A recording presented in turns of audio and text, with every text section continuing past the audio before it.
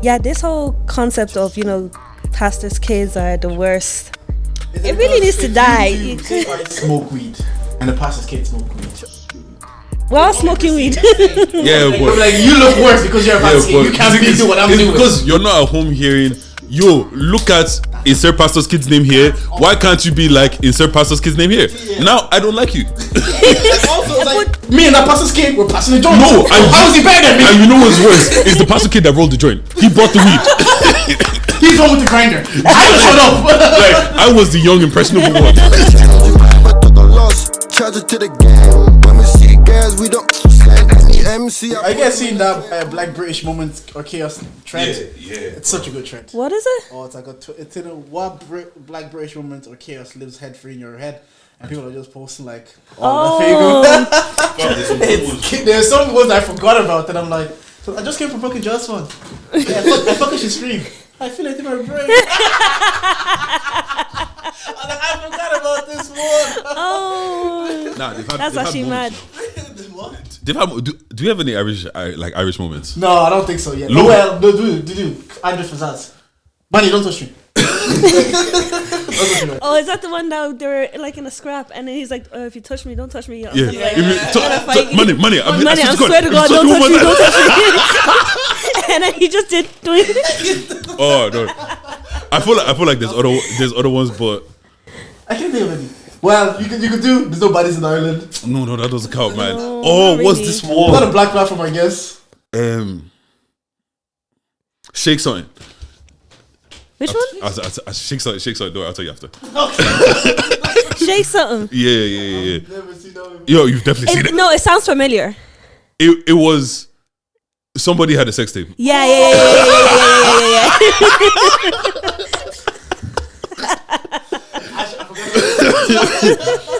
You know what?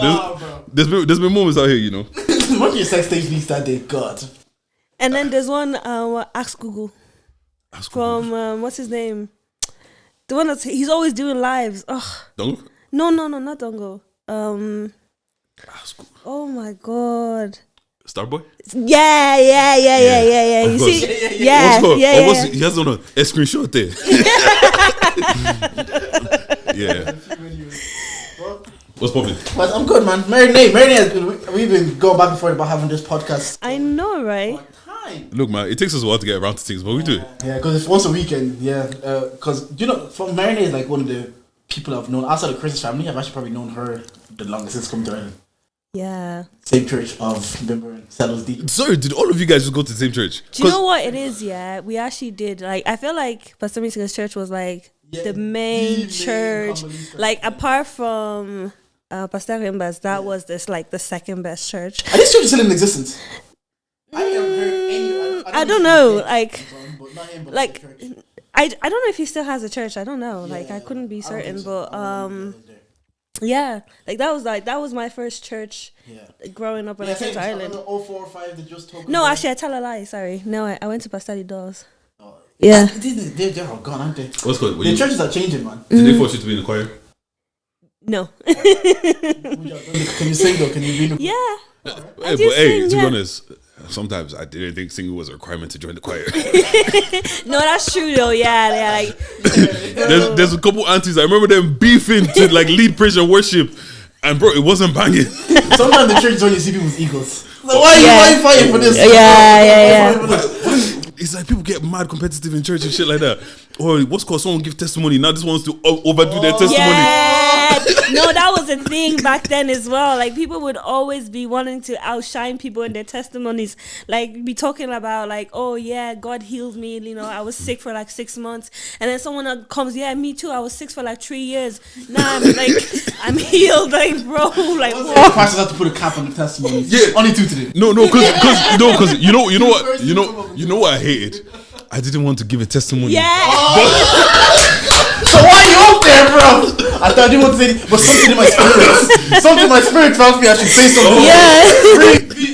Nah, church was so funny, man. When they tell you, oh, I'm not gonna be long, and then they take a go 30 minutes. The ones I know, he was the guest pastors that said they're not gonna be long. After the preaching is done, I've already sat here for an hour and a half. They've preached. Now you want the guest pastors to share a little word. Just come say something small. Yeah. Why are we here for the 45 minutes? And then there's always one auntie Preach on, pastor. No, pastor, stop. And the pastor says, should I keep going? And then they say, yes, I say go. This football on right now. I think the worst part about it, then after church, they want to now do meeting. Oh my God, the meetings were the worst. Oh my God. They were the worst. And especially when you're a pastor's kid, you're actually there from morning to night. Nah, I don't know how you man do it, man. Yeah, I was just deep in it, like being a pastor's kid. Is there anyone that you actually resent the church? Not like God or anything, but just the idea of like, you take so much of my life and I don't do anything for myself. Oh yeah, like I had a lot of church hurt. Yeah. I had a lot. So like, how can I go? So when we moved from Pastor Singer's church, then that's when my dad opened up his own church with Alfredi and everything. So that was going on grand, like, you know. But it was a thing of where like we would have to be in church. We're the first to open. We're the first to close. Like that was it. Like literally, where I'm there. I'm serving God. I don't understand this whole thing of where like, yeah, you know, they called my dad's a pastor, he was anointed and all that, but like this was not a conference call. You don't know what's bro. Only your own phone rang. Only your call. And you picked up. I didn't pick up the call, bro.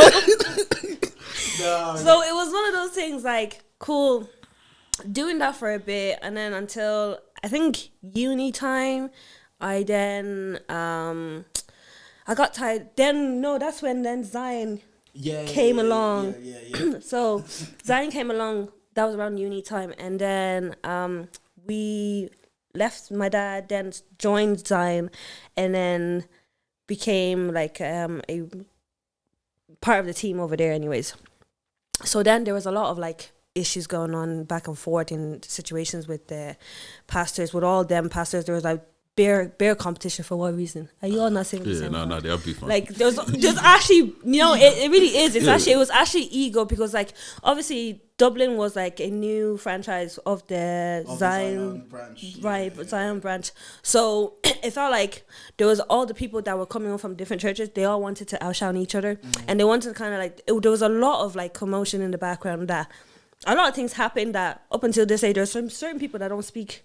That they don't speak to each other because of what happened in that church. But again, that's a story for another day. We're not gonna get into that. But Get into it. so they could come and cancel me. Bro, you know what? So much is like a podcast that is just exposing church gossip, man. Well, no, because there's a lot that happened, especially with churchgoers, that it was either cultural, but then they mixed with religion, and like she's saying, this was human's business. Now we're involved. I'm in church from 12 to 6 p.m. My whole Sunday's gone. I still have to go home and do homework. Yeah. There's a part of you that starts to resent going to church. Yeah. There's a part of you that starts like feel like this is not fair on me. I don't even care for church like that. But you can't say it because now the devil is using you. Yeah, Fam? exactly. And it's not even that. Like you were in church Saturday for rehearsals. Yeah. You're in Sunday, and then again you'll have like a Bible prayer study. day, maybe in the midweek, maybe on a Wednesday or Tuesday, and then that will too. It's meant to be for an hour, but it goes on for 2 hours, and it's like, bro, what are we doing here? And these Bible studies, were they taking place in your house as well? No. They weren't taking place in the house. Like if they're in the house, it'll be grand. Like I'm not really involved, but it's like as we got older, we then had to kind of like participate and then start like being involved in all these kind of services. And especially for me, I was singing in the choir when I was in Zion as well. So I would then have to be like, and when Yeah, PTSD. So much. No, Nate, remember they used to do seminars? oh my God, the seminars, yeah. PTSD because Oh, that was stop. from 6 to 10.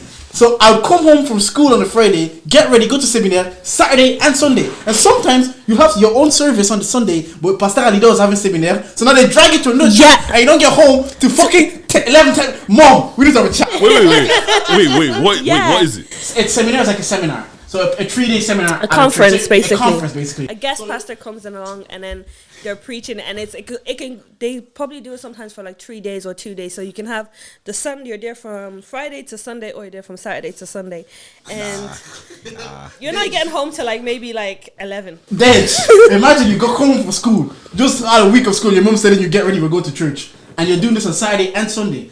calm. And then some Sundays you go to your own service, and then they say, "Oh, this pastor over there is doing their own conference." You leave your service, and our service wasn't like, I know the church I go to now in Drogheda, that's like 10 to 12. Our service starts like 1 and finishes like 4 or 5. Yeah. And after that 4 or 5, you go to another service from like 6 to 10.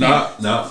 Yeah. After I started driving here, I used to take my dad's car, and my mom would take the because I didn't have time for the bullshit anymore. Yeah. The minute this service is finished, I'm going home. Nah, honestly, because my mom, we used to go white garment church, so like saying this, bruv. Worst thing about it is on a Friday we took a chilling. 6 o'clock, 7 o'clock comes around. Did you we're going night vigil? We're not back to 7 a.m.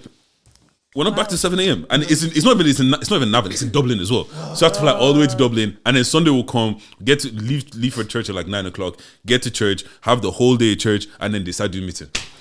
I get home at 10 o'clock on a Sunday. At what age did you start saying no, I'm not good? Oh, my mom, I think they had whatever beef in the church. We stopped going. I said, cool. Fam, it was me and WWE at home. I have a question for you. Yeah. So, when your dad ended up getting the phone call, Yeah. did your mom roll her eyes like, oh, are you being serious? Because do you know what? We never think of that. We never think of the person. Now I'm a pastor's wife. You see what I'm saying? Bro, now you're involved, man. No, but to be fair, like my mom was always a spiritual woman anyway. She was always like in God and everything. So it wasn't like, she was always supportive of my dad's calling. So that was, so that was okay. But on the other hand, me, I was just like, bro, what's this got to do with me? Because I only came into that realization when I was in uni, where I was like, I felt like I'm not having my own relationship with God. It felt forced because of my parents. And it was a thing of where like, yes, like all I knew, my parents raised me up in Christ and stuff like that in the church. So I grew up in the church. But it was a thing of where like, I never listened to secular music before until like, I think there was one, do you know, what was that channel back in the days before Sky? Where you just had like just the channels on your TV, Flavor, the satellite, Channel U. Channel U and all that. Yeah, that was like the first time I ever like. I just stumbled upon it and I listened to secular music and I was like, I felt good. What song was it? I was about to ask. What song was like, yo? Hey yo, this T-Pain guy is sick, you know? Buy you a drink. I'm like, yeah, Fam. I can't remember the song, but like, yeah, that was like my first introduction to like secular music because all at home was just playing gospel. Did you have to listen to it in private, like in the Oh yeah, like, oh yeah. There was a lot of things that had to be done in private, but like again, like that's why I feel like there's this like concept of pastor kids are the worst kids as opposed to like normal kids. From experience, they usually are. Yeah. If anybody experienced pastor's kid. But I feel like that's not true. I think it's a burden on a lot of pastor kids because we have to portray a certain image because our parents or your dad or your mom might be a pastor. So you have to now play this image to protect their image. And it's not fair because it's like, obviously before they became a pastor, they were also doing their own shit. Also, they're doing their own madness as well. So like now you're kind of like put into this box where like you now have to like change yourself and like be a certain different role model. Because bro, I'll tell you, when I was going to church, like yeah, I'll be saying hello to all the moms. Hi mom, hi mom, hi mom, hi uncle, how are you? Yeah, you know. But like it wasn't me. It wasn't initially me. I was just playing a character because I had to play an image to protect my parents' image, where I feel like is the wrong thing to do. Because at the end of the day, yeah, your dad's a pastor or your mom or parent could be a pastor, but or serving God in ministry, but it does not mean that you also have to be like them because it's not your calling, it's their calling and it's their anointing. They're having their own experience with God, and you will have your own experience with God should you have one if you decide. Because today I could have been a bastard and be like, oh, you know what, fuck this, I'm not gonna go to church, I'm gonna rebel and decide to not go to church, not be a Christian and all of that, and things could have turned out a whole lot different. But besides that, like, yeah, this whole concept of, pastors' kids are the worst. It really needs to die. You smoke weed, and the pastor's kid smoke weed. We're all smoking weed. Yeah, but Like, you look worse because you're a pastor's kid. You can't be doing what I'm doing. Because you're not at home hearing, yo, look at insert pastor's kid's name here. Why can't you be like insert pastor's kid's name here? Yeah. Now I don't like you. Also, like, me and that pastor's kid were passing the joint. No, how is he better than me? And you know what's worse? It's the pastor kid that rolled the joint. He brought the weed. He's the one with the grinder. I just shut up. Like, I was the young impressionable one. Wait. On that then, the church it's no longer here. Your dad's church. No. How was that at home when you came to a realization like this isn't working? I can't do ministry. Or was it his calling or his decision to kind of call it quits, or was it just an event of things that happened? I think it was an event of things that happened. A lot of things was happening in the background, and so that came to a close, and then after that, that's when Zion then followed on. So after that, we started go to Zion for a bit, and then just out of nowhere we stopped going, and that was really it. But what I would say, like the problem I used to have, and I still do, with big churches, and I think my perspective on that has changed, is that there was a lot of judgment in the church, and that's what causes a lot of people to not go to church as well. Because you have one aunties looking at you, Naomi, what's this? Why are you wearing? Why your skirt is too tight, or you're wearing jeans or whatever, stuff like that. But like, people will always judge, and people will always make their own like misconception of you. That's just inevitable. Yeah. And it's like older reasons, and also, they were just projecting. Yeah. That now you're the auntie, you're a bit big. You couldn't wear that skirt, so now you have to downplay the fact that maybe it's a younger person that looks good, that's in their prime of their physique. Now you gotta project, maybe like, don't wear that shirt. Like, it doesn't harm anybody. It doesn't affect anybody how they look. But again, I feel like it was also like a lot of people had entitlement to what, like, for example, like one auntie, she could have 3 kids with 3 different baby daddies, but you're out here chatting about me that I'm wearing a short skirt and I'm going to the club. But it be like that. Yo, auntie, man, focus on your kids, bro. You know, like, what's that entitlement? It's just because I'm older. Yeah, like, just because you're older, you feel like you can chat to me. But if I now open my mind and say, like, okay, so where's your baby daddy number 1? Where's baby number 2? but no, it's because they like to talk smoky, but they can never take the smoke back. Because if you did that, yeah, then I'd have to say, you see how Nate talk to that auntie like, Nate, why'd you talk to that? You know now. No, I'm involved. And Nate, why'd you talk to auntie like that? No, you know the problem with churches sometimes, yeah. Like, I get it, we all want to feel like a family, but we're not family. Yeah. I remember one auntie told me she'll slap me one day. I looked at her like, like wait, what do you think this is? But but like, seriously, some people really had like proper courage, like, to talk to you anyhow, and like make even like spread rumors and stuff. Like, you'd be hearing the maddest things about certain things, like, but it was just like, right, so this is what. Then it just kind of like, is this what you people think of us? Because like, obviously there was stuff said about my dad around that time as well, and my mom as well. But like, it was a thing of where like, okay, is this what you people think of them, or like that, or do you guys even think that they would do stuff like that? But you know what? It is what it is at the end of the day. Sometimes what happens is, sometimes when you're in that position that your dad and your mom are in, to some people, you just become like a character, and they talk about you anyhow, like you're not a person. Yeah. Like you're not, like, it's like, do you know this is someone with lives and kids, and you're just gonna talk to them like about them this way? Yeah. But when people perceive you, I'm not saying that's a celebrity. I'm just going just as an example. When people see you in a position that's higher, you feel like now they can talk that way to you because they perceive you in that position. Yeah. And it's unfair. And it's also me. I'm realizing this probably much recently, because even on the timeline I saw how someone was talking about Indian Dami, and the way the girl went on a whole rant about Indian Dami, and I'm like, this is so hateful. And it's like, they're just people, and they're gonna see this and they're gonna feel away. Yeah. But maybe to the person writing this, she's like, and she actually said that, like, you guys are in the public eye, or you're in this position, this is what you sign up for. And essentially, deal with it. So some people have that perception. I feel like that's to an extent, because at the end of the day, like for example, if you take like India and Dami and all that, like they were once regular people before they went on Love Island, and they're still regular people.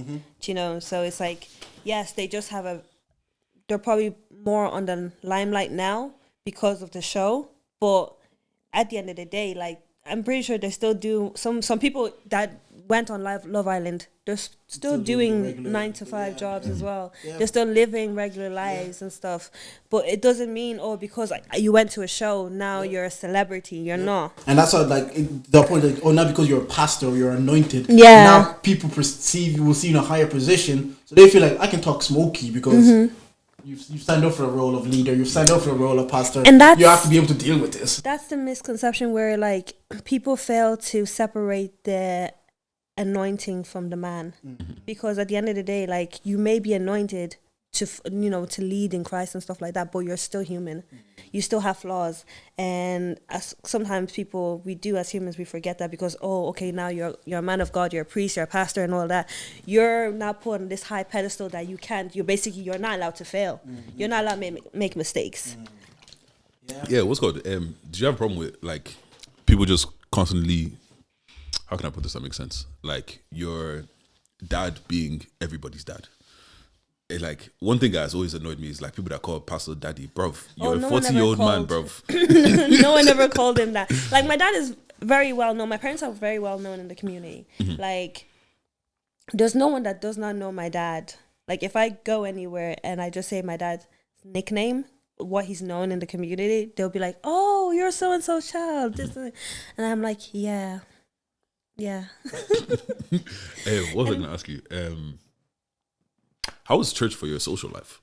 Because everybody that I know is like really it's usually from church. It's like musicians that would go from church to church, or like pastors' kids that obviously you do a fellowship here, you do here. So how's growing up in church for your social life like?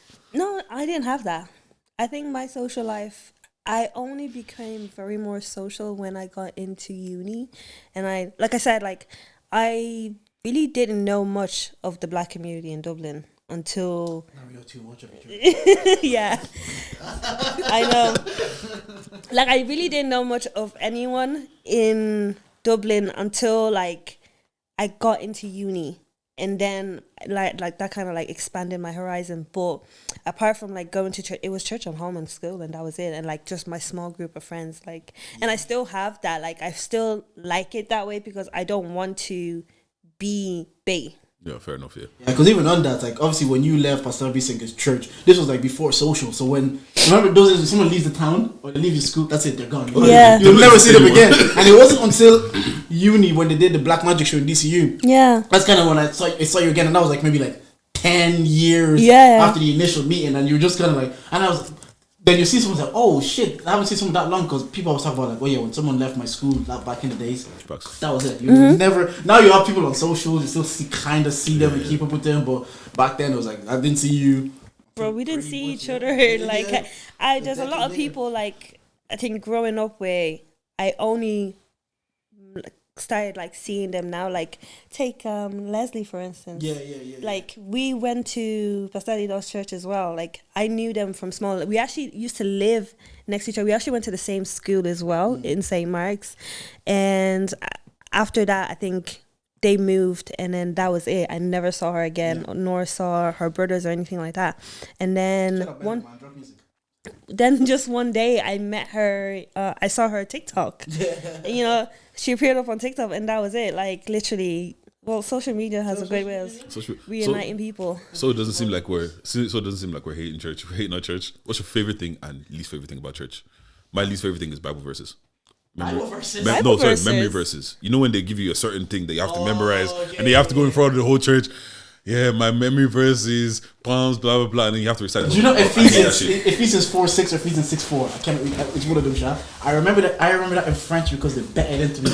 I'm screaming. Obéissez à vos parents, c'est l'homme de Seigneur, car cela est juste. Because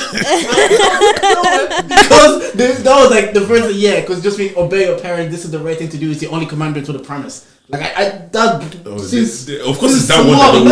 It's small. I just remember Ephesians 4:6 or 6:4. I can't remember. Which memory verse was the worst thing because like you're there memorize. It's before you have to go up, and then you go up there, you just blank, and then they do this fake clap for you, like, oh yeah, bro, you know I flopped. Like, they're trying to encourage you, you know. You tried. Oh man, I don't want to be here.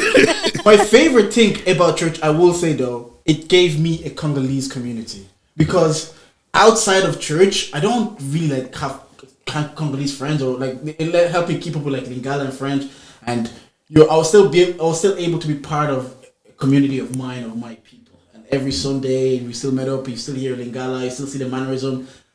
I'm grateful for that because like I don't really have any Congolese friends. But my least favorite thing is I've resented how much time it took away from me to do the things that maybe I would have enjoyed to have done, and I wish it was more of like a.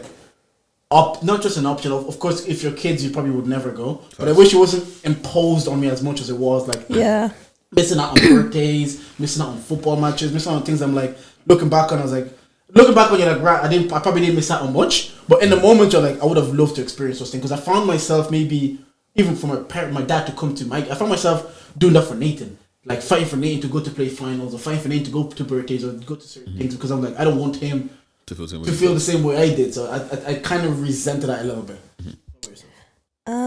For me, the least favorite thing was really just again the judgment and the sense of entitlement that people had around in the church. And my most favorite thing, I'd say like again like a sense of community because like when the church is in a good place, you really do feel the love and the community, and I think. I grew up with a lot of people. Well, we may not be friends now, but like you just had that kind of like those were your core people and core friends. But yeah, that was it really. I wonder because we're younger Christians and we're seeing like new churches or ministries pop up kind of thing. How do we mitigate that sense of entitlement? And I don't want to like give example because I'm seeing like there's young people that are also opening up ministries and like doing the work of God, but we're probably still gonna have our own blind spot. Well, how do we like one of your negatives there? How do we stop that from happening? Because I've said on camera, and I was like, what I see for KD, for example, he's preaching wearing cargos and a do-rag. It makes me feel like I wish I had someone like this when I was younger. Because when I wanted to translate and I didn't want to wear slacks, and they'll tell me you have to wear slack shirt and a suit to translate. And so sometimes I just want to wear not even mad things, just like jeans and a shirt, and it'll make you feel like I shouldn't work for God because of how I appear. And I didn't even appear mad. And then I'm seeing like these ministries, or even when I go to church in Drogheda, I'm seeing younger people come to church with their parents wearing their Nike fleece, and I'm like, at least they're comfortable coming here the way they are. So eventually, if they still want to come by themselves, they still can. They can come comfortably, you know. But I don't know what blind spot then we're gonna have to mitigate, like all these entitlements of like what you should wear, how you should appear, and the way you should work for God. I don't know. The only thing I would say is that like come as you are, like in terms of clothing, like it really doesn't matter. But where I would like draw the line is like, especially, and this is the thing, like I feel like people sometimes play with fire, is like if you're going on the on the piste, what's the piste in English again? On the altar, yes, thank you. You're used to it, If you're going up on the altar and like say you're maybe you sing or you play an instrument or you're preaching for God, I really frown upon people that go to the club the day before because it's just like, what are you doing? But why not? No, but like, do you know what the thing is? With that, it's like it's playing with fire because you're 1 foot in, 1 foot out, in a sense, and it's like.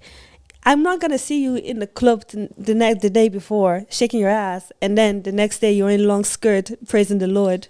Does not make sense, beloved. Have you ever seen a bear times? No, but it does not make sense. No, but you know what, is it that it was only 12 hours ago that's the problem? Because I'm going to shake my ass in 3 days. Fair, what if it was Friday and Sunday? Do you see what I mean? Do you get what I'm saying? That's just a good point. It was Friday and Sunday. Because They say the altar is considered like a sacred place, right? So Yeah. you're not gonna go up on top of the altar, know that you've just like done a madness the night before. Yeah, I hear. I mean, I hear you shouldn't. I hear You really shouldn't. Okay, but the thing is it different if I lie before going on the altar? I sinned. Okay, yeah, you still sin. I still Yeah. did the same thing essentially. What if those ones before, allegedly, before you're married and you fornicate and then go on the altar? Is that the same as go to the club? Like, say if you're fornicating Saturday night, yeah. and then you leave your babes Sunday morning to go to church. Yeah. standing on the altar. Personally, if I'm doing that, I'm not going up on the altar. You know what? I hear that. I'm not going. Honestly, that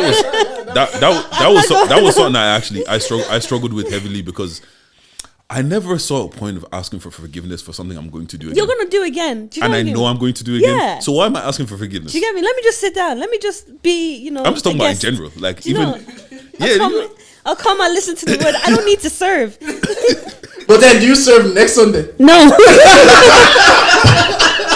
You just never serve again. No, like You go to the club. That's what you're serving. yeah, I stopped serving. No, fair enough. If Do you know what? If you're standing on it and you're actually doing it yourself, Do you know what I mean? Like I'm not. I know I'm going to the club. I'm going to shake my ass. I'm sinning. Like I just drank like how many shots the night before? Like, bro, let me sit my ass down. don't go up there waved. But man, But sometimes trust me, I try to get away from the translation. I try to sit down and be like, nah, man, John, there's nobody here translating.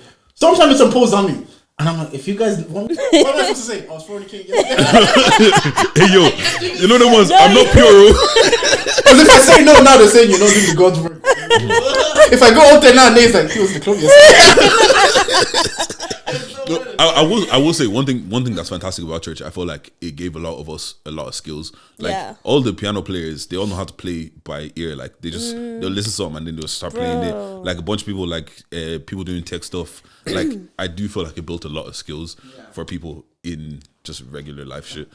But yeah, Right, let's enter the pod and do the quiz. We do a quiz? Bro. We'll enter the pod first and we'll do the quiz. Anyways, here we are charging. Bang, bang. We are the podcast with the highest level analysis culture needs.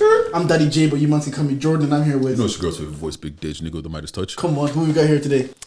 It's your girl Mernay. Come on. Right. Usually on Charger we do a quiz. We have a leaderboard.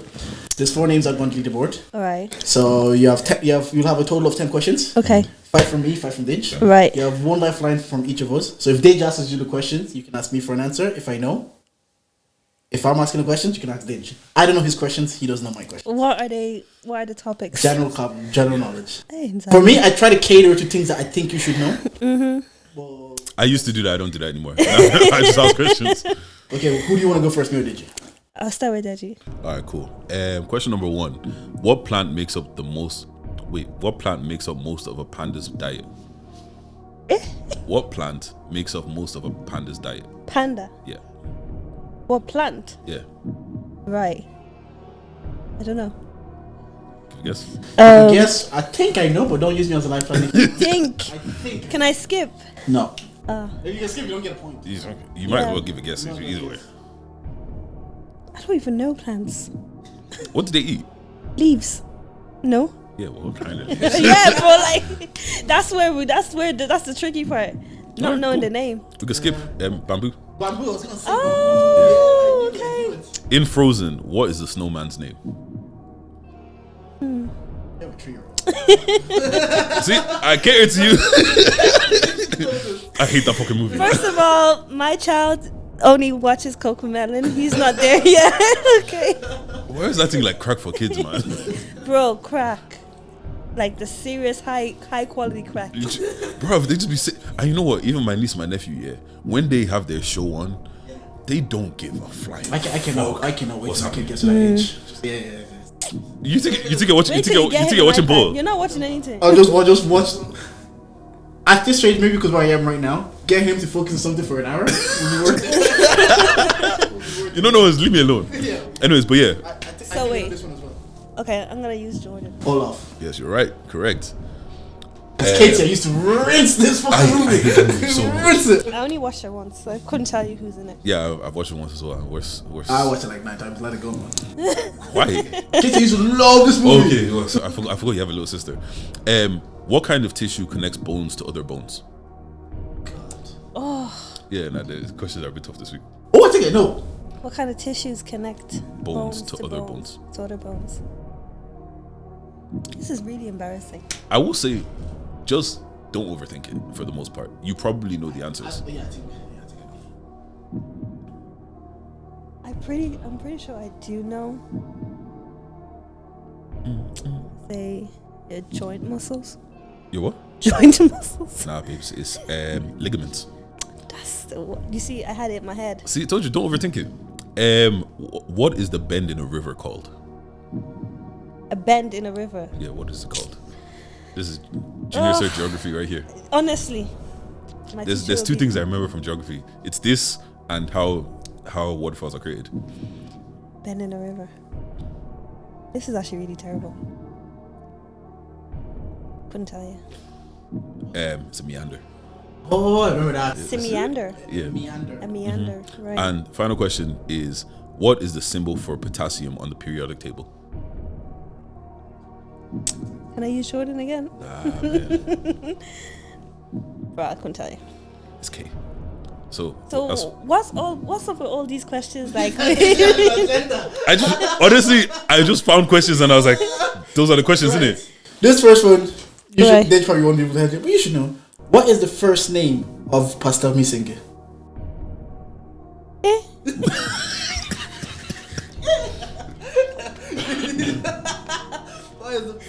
Wait. Give me a minute. You should know this one.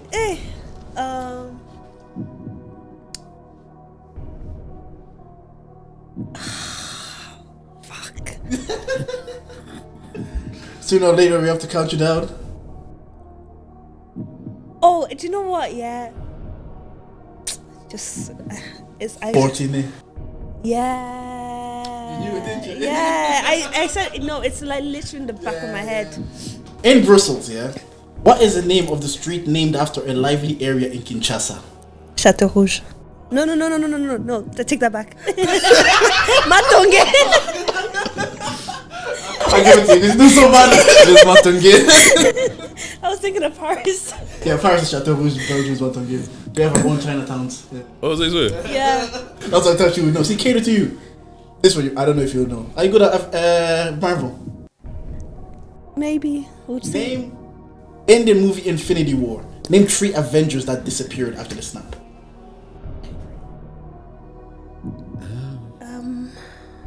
One of them is like, I don't feel so good. Yeah, That was easy. I know that one. Yeah. Do you know them? I know. If I think hard enough, I feel like I can think of it. Okay, go on. Spider-Man, Bucky, Yeah, Bucky was one. and who else fucking disappeared? Doctor Strange. Let the record show I don't watch Marvel like that. Oh, So, okay. Yeah, that's fair. Don't worry, Will trust me, Smith. people have crumbled under this. Will Smith played Serena and Venus's dad in the movie. What is the name of the movie? King Richard. The question's a bit harder.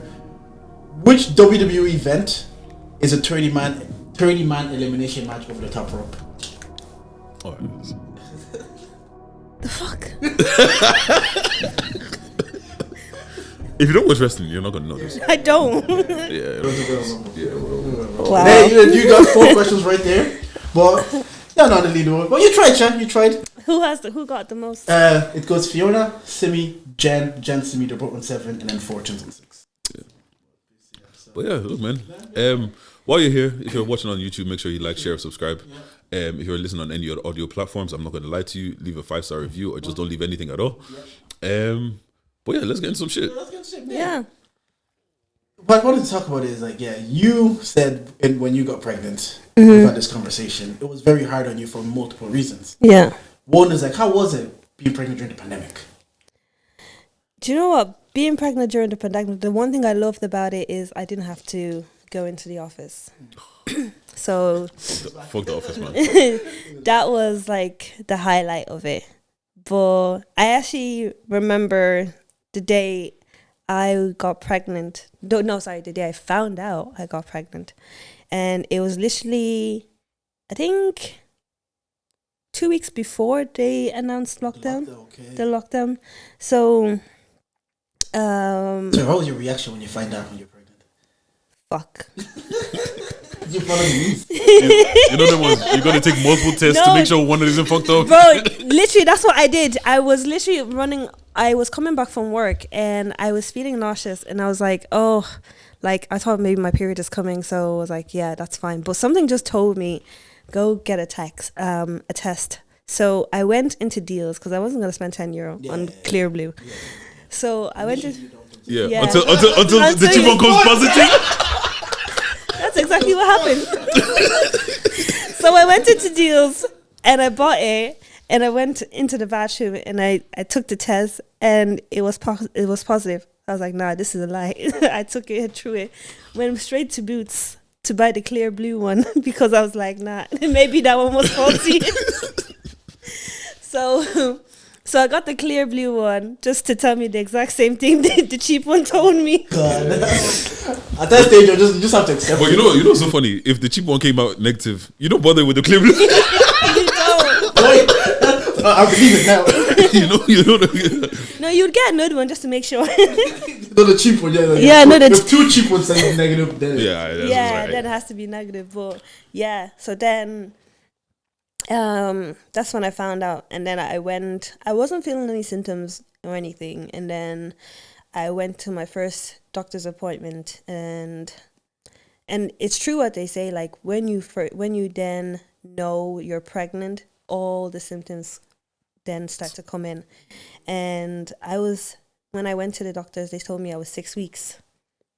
So in between those 6 weeks, I was pregnant, not knowing that I was pregnant. And I was like, I had alcohol during that time as well, but luckily it wasn't to like a high rate, but it was grand. So then at my first appointment, and when the doctor told me that I was pregnant and I was 6 weeks pregnant, that's when all the nausea and everything just started to come through, and it was so bad. Like first trimester of pregnancy is the ghetto. Like literally, it was so shit. I couldn't eat anything, and I was also trying to hide it from my parents before I told them I was pregnant. So that was another obstacle. But my mom had an inkling. So She had a dream. I bet you, it's a dream. I know for a fact. What was it? no, she didn't have it. Imagine I had a dream. No, she didn't have a dream.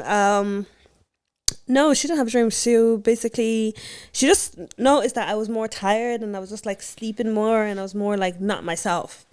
So that was it. And she actually did come and ask me, but I denied it.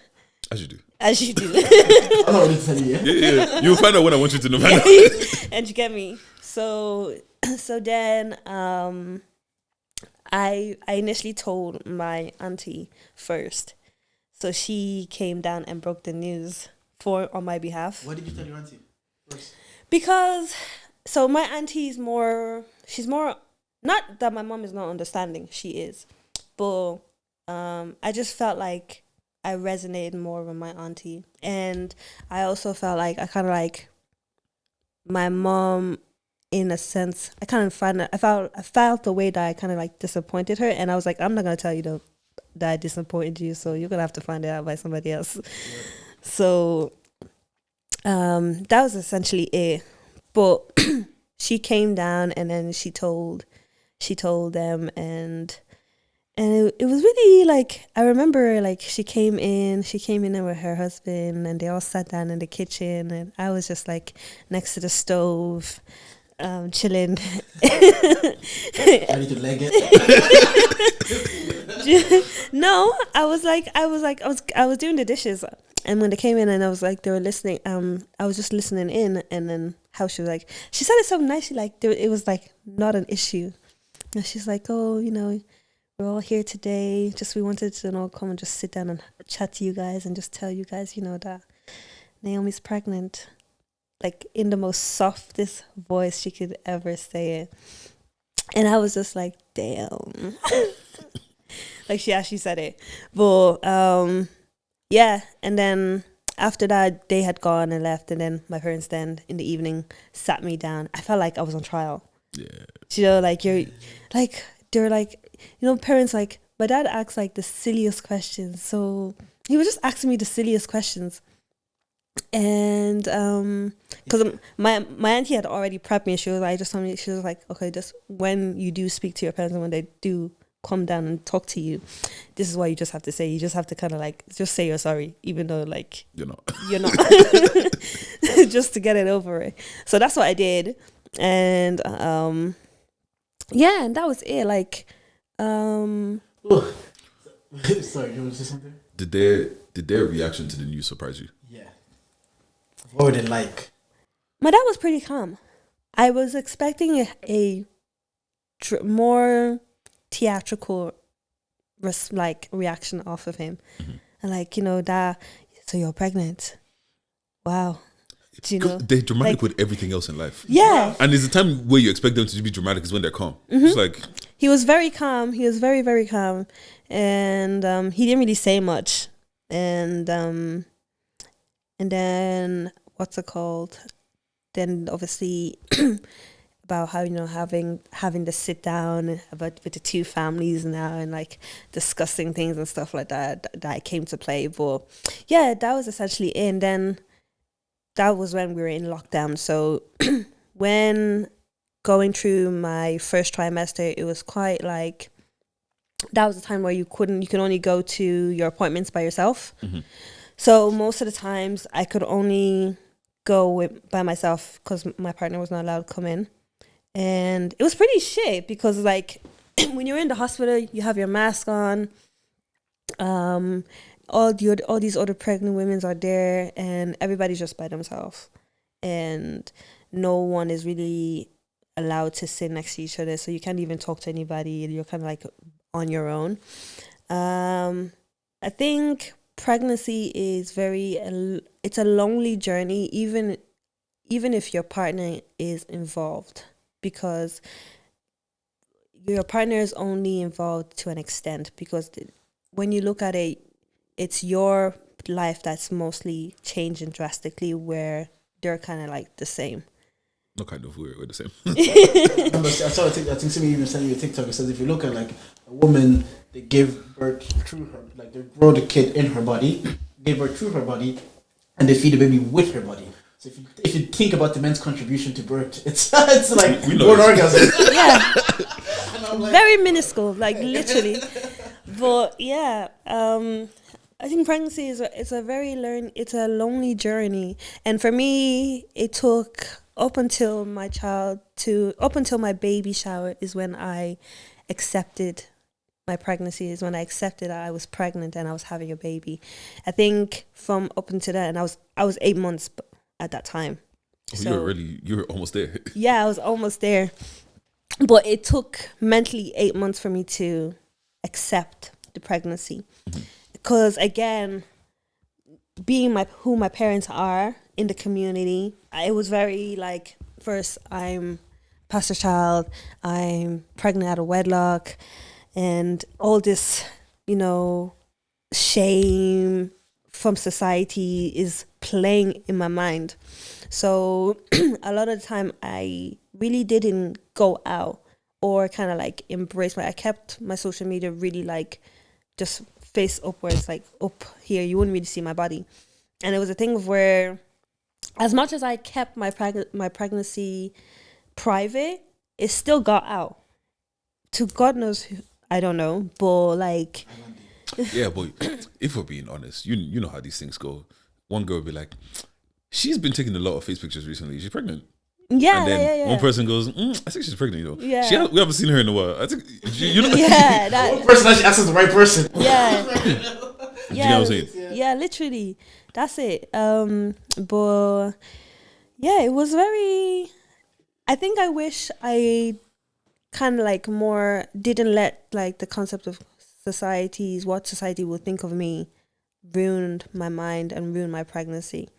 I think that played a lot of mind games on me, and that if I were to change anything, that would be the one thing that I would change. Like, just not to care about what people would say, because even like I remember I had to attend like a predot for someone, and Pre-engagement.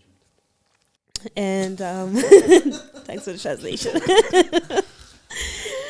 And obviously you're amongst Congolese community, and I just felt like everybody was looking at me and my bump, like, and it was just like, even though I wore like a big dress and I was like a very flowy dress to try to like hide it, I still felt seen. I still felt like people could still see my bump, you know, and yeah.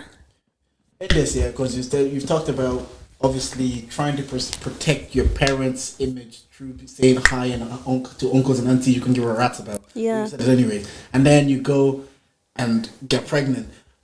Did they feel like, was there anything said about their reputation to you, or was it kind of like once the news was out there, it was kind of like all of that doesn't matter to the parents, it's just about the situation they have to deal with? Because I can, from the community that we come from, especially your dad being who he is, did he still try to protect his own image, or was it kind of like it is what it is at this point?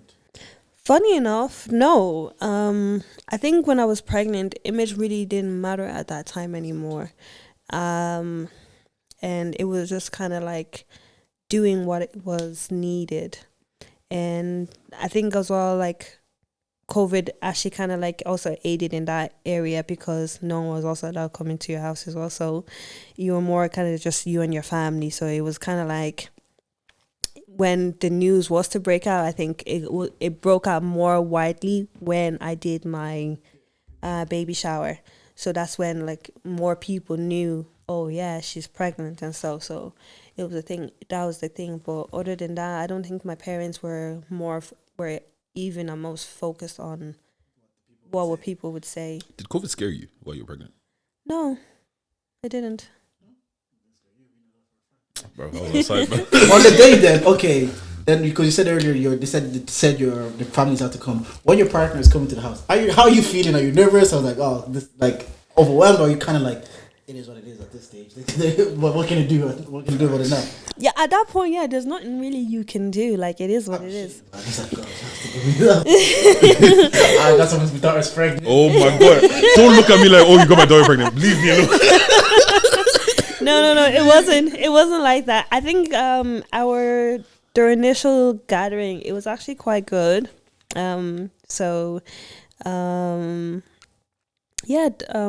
Everybody got along. I'm sure. How was he in all this? Because obviously I went to school with him, and then when you tell him like, this is what's happening, this is. I imagine I would have been, if this happened to me back then. I was still an adult. I would have said like, fuck, what am I gonna do? I'll be shitting bricks. Oh, how did I tell him I was pregnant? How did you tell him? How was he like to the whole? It's a life-changing situation. Like when you found out, did he fall on his knees as well? No, he was in work when I told him. Doing kind regards, I find out your babes is pregnant. I'll say there's an emergency. I'm not doing this. Oh, yeah, I'm just staring at the home screen immediately. like, why is this happening? But I think the first time, like the first news when Simi found out she was pregnant, first time, I was at work when she told me, oh, but. Second time, I was at home then. Oh, can you just wait till I go home? No, you can't. Do you know why? Because it was one of those things, like, even how I did it, I felt like it's still funny to me, because, like, that was your first initial reaction. So it's like, what are we going to do? But, like, surprisingly, he was very calm. He was more calmer than I was. Yeah, but we can't both be freaking out at the same time. And at the same time, you knew what you did when you were doing it. So now there's a baby here. Can you really, how freak out can you really be? You know what? But like you were expecting. You said that week I know something popped. Yeah, but like, you know, we weren't expecting it. He wasn't planned. We weren't planning to have a baby, but yeah, no, but you know, he's here. And how's mom life then? 3 years in, like 3 years. Oh, is it 3 years? Yeah, 3 years. Yeah. How's Mom life is great. I think one thing for me is like I make sure that I'm happy, so he's happy. And if I have to go on holidays for me to be happy, I'm gonna do that. Why do you do that? Well, I think you've been on what, 3-4 holidays this year? Look, but I remember seeing stories in January. I'm like, Dubai, Morocco. Look, man, in this life, you gotta enjoy. Yeah, but that's so important, because it's like, if you are not happy yourself, you're not happy with it, you're just gonna be projecting or like lashing out on people. We do it to our partners if we're having a bad day or something's happening with us. You might lash out to your partner or someone next to you, but you don't want to share that energy in your household or in your kids with your kids. So someone said you just don't want them to have. You don't want the image of a happy home. You actually want to feel like it's a happy home. Yeah, you know, exactly. You don't want to be like, oh, mommy and daddy are smiling at each other, so therefore they're happy. But really, the energy can feel off in the room. You ever walk in the room, even though people are smiling, whatever the energy, if people are quiet, you walk into a room, you can feel like, oh, there's a good vibe here. You know what it is, yeah. I think that's also the thing in church. I feel like so many people were so worried about how their home and family was perceived. Yeah. They didn't actually care about what actually was going on. Yeah. Like babes, Mom, I'm telling you that I'm depressed. You're telling me what's that? You need to go home and be happy. Do you get what I'm saying? No son of mine will be depressed. One thing we said when Simi was here of like, we don't understand how you go from having maternity leave, being off for 9 months to a year, taking care, bringing life into the world, taking care of this kid, and then going to have to go back to work and do categories. I get depressed when I come back from holidays and have to go back to work, let alone being off for like 9 months to a year, taking care of a kid that you actually love and you want to do this, and then have to go back to work. How was it going back to work? Oh, going back to work, it was actually hard because where I was working initially, I was working in a law firm, and so they could only give me the 6 months off because I got pregnant when I was only with less than a year in the job. So I could only get the 6 months off. And then because of that, my job required me to be in the office every single day. Fuck that. No, Monday to Friday with a baby. I said impossible. I'm doing negotiations at work now. I'm not even the one to get, but already I'm telling them, look, but my missus goes back to work and two of us are working. Yeah. I cannot be here 5 days a week. Yeah, so I was like, I told them, and we were still in COVID around that time, but only people that were essential that had to go into the office. So I was included as an essential, but I wasn't really essential because I was still doing the same job I was doing when I was pregnant, and I could have stayed at home. So why didn't you people just let me stay at home? It didn't make sense. It's like they just like seeing people's faces in the office, man. And they don't even talk to you when you're there. Oh, stop! I don't need to be here. You're not going to talk to me.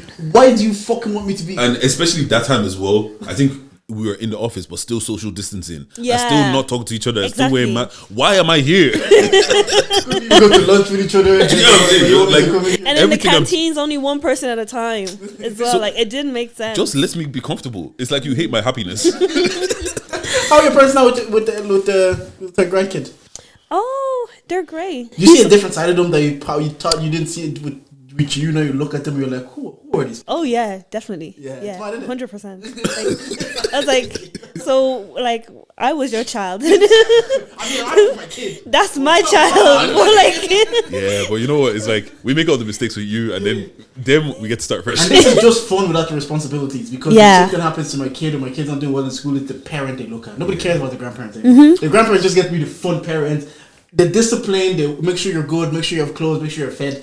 That's on the parents. They just tend to get to be like, oh, leave him alone, he's so cute. Yeah, but annoying me. Because I'll pick my sister's kid up, we'll have fun. The minute inconvenience happens, go to your mom. And that's literally it. Yeah, nah. That is literally it. All this. Okay, so now, if you get pregnant again, do you feel like you'd have a whole different experience? Yeah, definitely. What did you do differently? I didn't have a maternity shoot last time, so I think definitely I'll do that. I might not do a baby shower again. Why?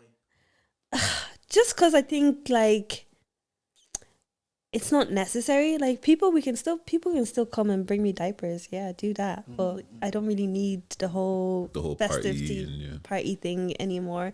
I think it's not necessary for me anymore. I'm tired of doing parties in my name and hosting.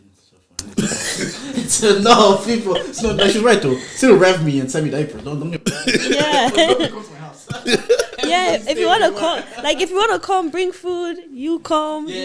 Come for an hour, maybe 2 hours. But then you're saying like, do you think we should start bringing back hall parties now? Because everybody's doing like events in their gas like that. If you start bringing back hall parties, because hall parties might die if we don't do it. But there are still hall parties. What are you talking about? There's a news kitchen. Yeah, no, but not that. Come on. That's the only hall you have in Dublin. No, we need to find one community center we have the jollof in the cooler. Yeah. We have the malt. We have the little kids running around, sliding on the floor. It's a basketball lining You get what I'm on the saying? fucking floor. Dance for me. Whoever dances the best gets €5. Come on, like we can't. That's culture. You can't let that die. You mean kids' hall parties? It doesn't have to be kids, particularly. Any hall parties that you say, your parents used to drag you to because there's no babysitters. Now you're just standing over the but kids. it was a lit time. You get party bag. You get to see people. You get to chill. That's what you used to the girls back then because no social media, isn't it? So you have to actually go see girls in real life. You couldn't just sit on your phone and be scrolling. Yeah, good old days. Anyways, I was thinking, I was thinking about what's the word I'm looking for? Validating people's feelings, right? I don't get it. I knew the minute he said it, yeah. The minute he said it, I was like, this is not going to be possible. What don't you get? Okay, right. So, is validating your feelings just saying that I acknowledge that you feel that way? Okay. All right. No. Give me like a scenario. Okay, let me give you a scenario, and I feel like a lot of men can relate with this. Yeah, let's say we had a situation, and I made a decision.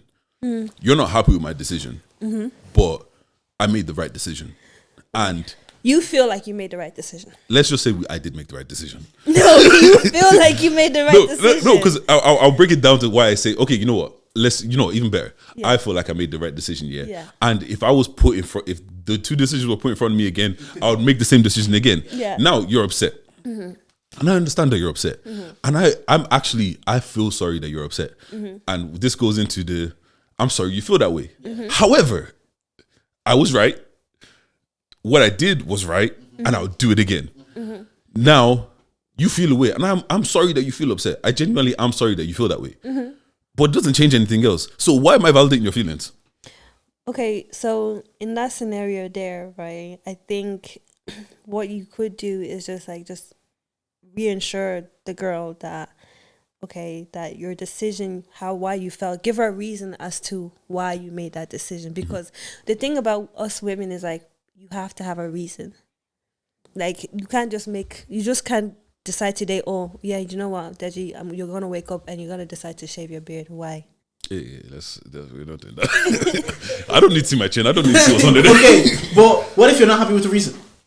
Yeah. What if the reason given doesn't meet your criteria to be satisfied? Yeah, because I've seen many of those situations. Yeah. Well. I understand why you did that, but I'm so annoyed that you did it. Yeah, and that's normal. But that's where the opposite party needs to now go and process their feelings, because what's done is done. Do you know? It's one of those things like, there's only so much you can do. Even though I don't like what you did, yeah, it doesn't change the fact that you did it. Okay? So I'm now stuck with the feeling that you did it, but it doesn't I'm not happy. I'm stuck with the feeling that I don't like what you did, but I know that you've done it. So now I just need to accept that. It's now getting to the point of acceptance. I hear you. No, it makes sense what you said. Not gonna lie, But it never works. Because you know what It happens. takes a lot of emotional intelligence to get to that point. Yeah, that's the thing. And self-awareness as well. Yeah, women be preaching that word, emotional intelligence. Sometimes When it comes down to it, they ain't got an end though. They ain't got that dog with them, because they'll be like, I need to go away to press how I feel, because what you did there can't change anything, but I need to press how I feel. And they come back and you're still having the same argument. But you know what the problem is? I feel like how we communicate nowadays is just the wrong way. Because we're not we're saying things, right, but we're not saying how we actually feel sometimes. What do you mean? Like, for example, let's say you and I have an issue, right? And in that issue, I've now told you, oh, Jordan, I don't think, you've been a good friend of me. Or maybe in my head, I just feel like, oh, Jordan, you know what? You are a good friend, but sometimes you're just a dickhead. Mm-hmm. Do you know what I mean? That's what my mind is processing, but my lips are not saying those words. Yeah. So then I've given you a misconception of how I actually feel. And then that's where we get a lot of like miscommunication, or like not processing, or not processing, but not expressing ourselves properly to the opposite party because we're afraid of what we may say is going to offend them or make them feel some type of way. But sometimes it does have to be done. Like, would any of you guys consider yourself to be like very blunt in how you express? No, I'm not blunt because I think what happens is people mistake. Maybe that's what I'm doing. I'm gonna say maybe people mistake bluntness for saying things like a dickhead. Like some people feel like, oh, you say something and you have no tact how you say it. You're like, I'm just being blunt, but you could probably still be blunt and have emotional intelligence and awareness to say it better. You can still make that same point with bluntness without having to say, yo, Dave, you better fucking fix up, man. The production hasn't fucking good in this podcast. That's you could be like, no, I'm just being blunt. Or you could have said, yo, Dave, production has kind of been lacking on the pod. We need to step it up. I'm saying the same thing, but some people might perceive the effing and essence. But that's still not being blunt. Like, I think both scenarios you just put out there, both ways of saying it were both blunt. Yeah. I think the way of not being blunt is like, oh, I don't know if the production has been okay. Maybe we have to check the cameras. I know it's you, but I'm saying maybe we should check the camera settings. You know when people, that's it's work. Aggressive. But that's because that's how they do it at work. Yeah, but like, okay, but the thing is, right? To me, it's like emotions are very fickle. You don't choose how you feel. Do you get what I'm saying? Yeah. And you could feel a way about something for no reason whatsoever. So I've actually done nothing wrong. No, there's always a reason. Okay, when I say no reason whatsoever, no reason pertaining to me. Yeah, like, okay, no reason pertaining to you, but it could be like, and this is where a lot of, I don't want to use the word trauma, but I'm going to use the word. But this is where, like, as Black people, we have unresolved trauma. And sometimes you may do something, right, and that could have just been like a trigger to maybe something that person was probably that person maybe suppressed in the back of their mind, and now what you've done has made it to resurface. Charging. Yo, but if I say it. Like, I hear it. It's not your fault. The views shared are by Jordan alone. Okay, let me flip it. Let me flip it in a better way. Yeah, let's say there's a guy, there's a girl, right? The girl has been the same girl. She goes out, she has a good time. She dresses how she wants to dress. It's not crazy. It's not insane. Yeah. But she's cool with a lot of people. She's cool with a lot of guys. All of that kind of shit, right? Yeah. And let's say you got guy friends. You might go on a little lunch. You might go and do whatever. You live in your life the same way you've always been living it. Yeah.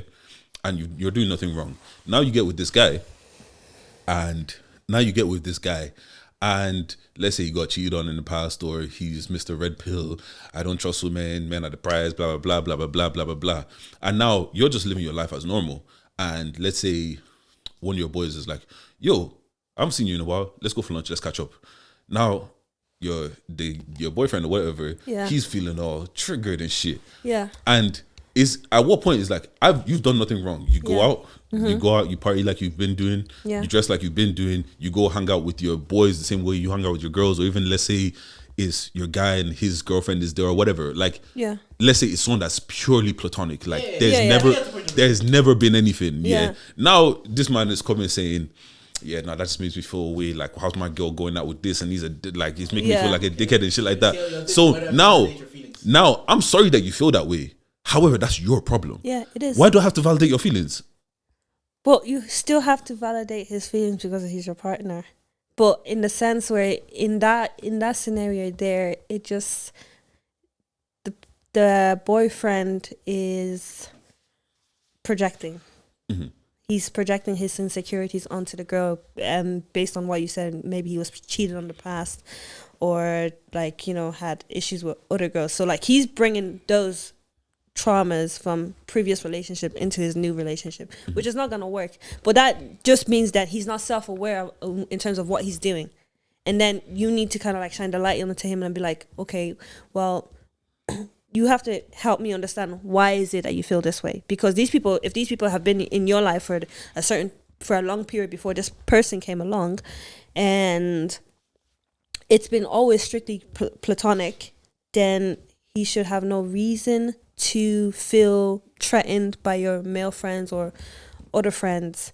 But maybe also maybe try and include him into your circle of friends, the male friends, so he can see that, okay, the male friends that you have are not threats. Because I feel like men sometimes are very territorial when it comes to the women, and you can be territorial, but you don't have to make it look some type of way. So that's the day that your male best friends are not hugging, pick you up and spin you around. The first time you want to introduce him to your man, and that's the day he picks you up and, hey sis, she was, oh man. Now you have to go explain that to fight. I thought he was only your friend. What is he trolling you for? You know what I'm saying? Why did he say that? What, he ordered you your favorite. By the way, cocktail. everything you said is spot on. Like, you can still validate their feelings and then try to ease their insecurities, because at the end of the day, humans are humans and we carry insecurities, and we can't help it. It's what I've gone through, and I want to protect myself from going through that hurt.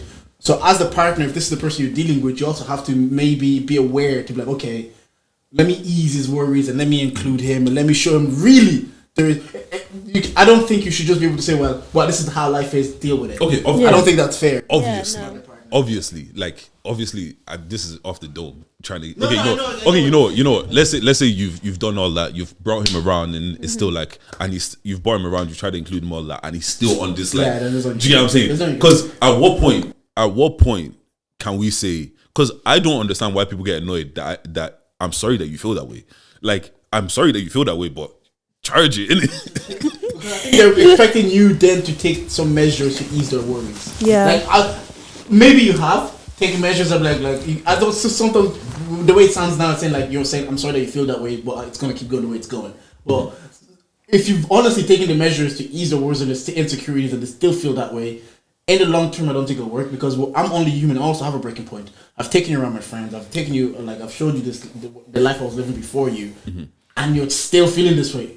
It's long term. I don't see how this works. Or the alternative happens is people do distance themselves from their friends or cut their friends out or stop being friends with certain people because they're so desperate to make this situation work. Yeah, like it goes one or two ways. Like, yeah. Something has to something has to give. Yeah, fuck that, man. Because at one point is like, bro, I'm sorry that you feel that way. It's powerful, bro. Yeah. Do you know how you like to be communicated to? Back on your point earlier, do you know what form of communication? Because I think we've had a conversation before. It's like, whereas the way my parents talked to me was very, like, especially my mom. She was very soft spoken. Like, she really talked to me. Yeah. So sometimes when I hear bluntness or hear things that, like, the way when you talk to me aggressively or the tone, my brain sometimes is just after saying myself, I'm like, not everybody's gonna have that soft tone. That not everybody communicates the way my mom and my parents did, and that's how I'm used to being communicated, especially in correction. But now, if you're dealing with your partner, and she was also communicated to a different way, and that's what resonated with her. So she might think that, like, for me to get into Jordan's brain, I have to say something this way. Well, I just know if you say something and the tone is like off or mad, I'll just be like, my brain really literally would just stop listening. I'm like, I just can't take what you're saying. That's how I am. But do you know how you like to be communicated or how you communicate to others? Yeah. Like, for me, I like to be communicated. Like, you can come and sit down with me and we can have a discussion. Like, I'm all for, like, having the difficult conversation, because I always say, like, in order to be comfortable, you have to have the uncomfortable conversations. So, like, that's no problem for me. Yeah, it's definitely like I feel like as humans, our tone and delivery is so important, and myself as well. I'm only just learning. I'm learning that as well, because, like, I would use the same tone with everybody, and just like expect, like, and I would be very sometimes direct in terms of what I'm saying to the person, and realizing that is not the effective way to communicate with everyone. Some people might receive it in the right way and some people might not receive it in the right way. So it's just about knowing the person that you're communicating with, and kind of like, if you know them on a deeper level, or like, if they're a close friend or something, you would know how to talk to them and how, like, how they're able to kind of like receive information. Some people might receive information well after they've had a good dinner or something, when they're relaxed, they're more relaxed, and they're just chilling. They're more able to receive what you're saying to them easier. Whereas if maybe during the day after work, you know, if they've just had a stressful day in work and they kind of just like, they don't want to talk to anybody. But also, I feel like with that being said, it's a two-way street. Because say if I have something important I want to say to you, Jordan, but like say, oh, maybe straight after work or in the middle of the work, I want to text it to you. That's my preference. It doesn't mean that that works for you. So it's a thing of kind of like finding the balance in what would work, what I would be okay with, and what would you be okay with. Because it's like, if I'm always constantly waiting for the perfect time to talk to you, there's never going to be a perfect time and things are not going to be spoken. So it's about kind of like just understanding when can we have these talks or conversations where I can hear what you want to say to me and you can hear what I want to say to you. It's kind of long, isn't it? That's why it's long, man. Different friends, and you have to learn how to communicate. That's why sometimes for men it's easy, man. Just put us in a group chat. We'll talk there. You don't talk. See this again. Men don't talk in group chat. Not in the group chat. No, yeah, we do actually. Sometimes. No, you don't. You don't like, talk I don't in no group chat. I don't think men have conversations. You don't. Deep conversations as often as women, but we do talk. Yeah. Like for the most part, like because the thing is, it's not every day. It's not every day. Like I've got friends that will chat to me about some certain shit, but it might roll around once a year. But we're also in a Vision Lab group chat, well, sometimes we're like talking about real life meaningful shit to people. Now there's a bit of jest and banter included. It doesn't have to be like now we're having a deep chat. Everything for the next 20 minutes has to be deep. Mm-hmm. No, you might have.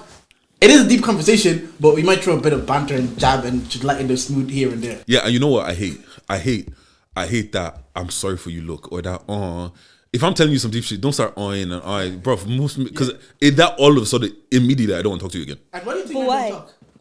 Why do I think men don't talk? Where do you get that perception that men just don't talk? It's not a perception. I think it's just like just studying the men I've seen or like, you know. Okay, let me start from the beginning. Hey, look, we potted.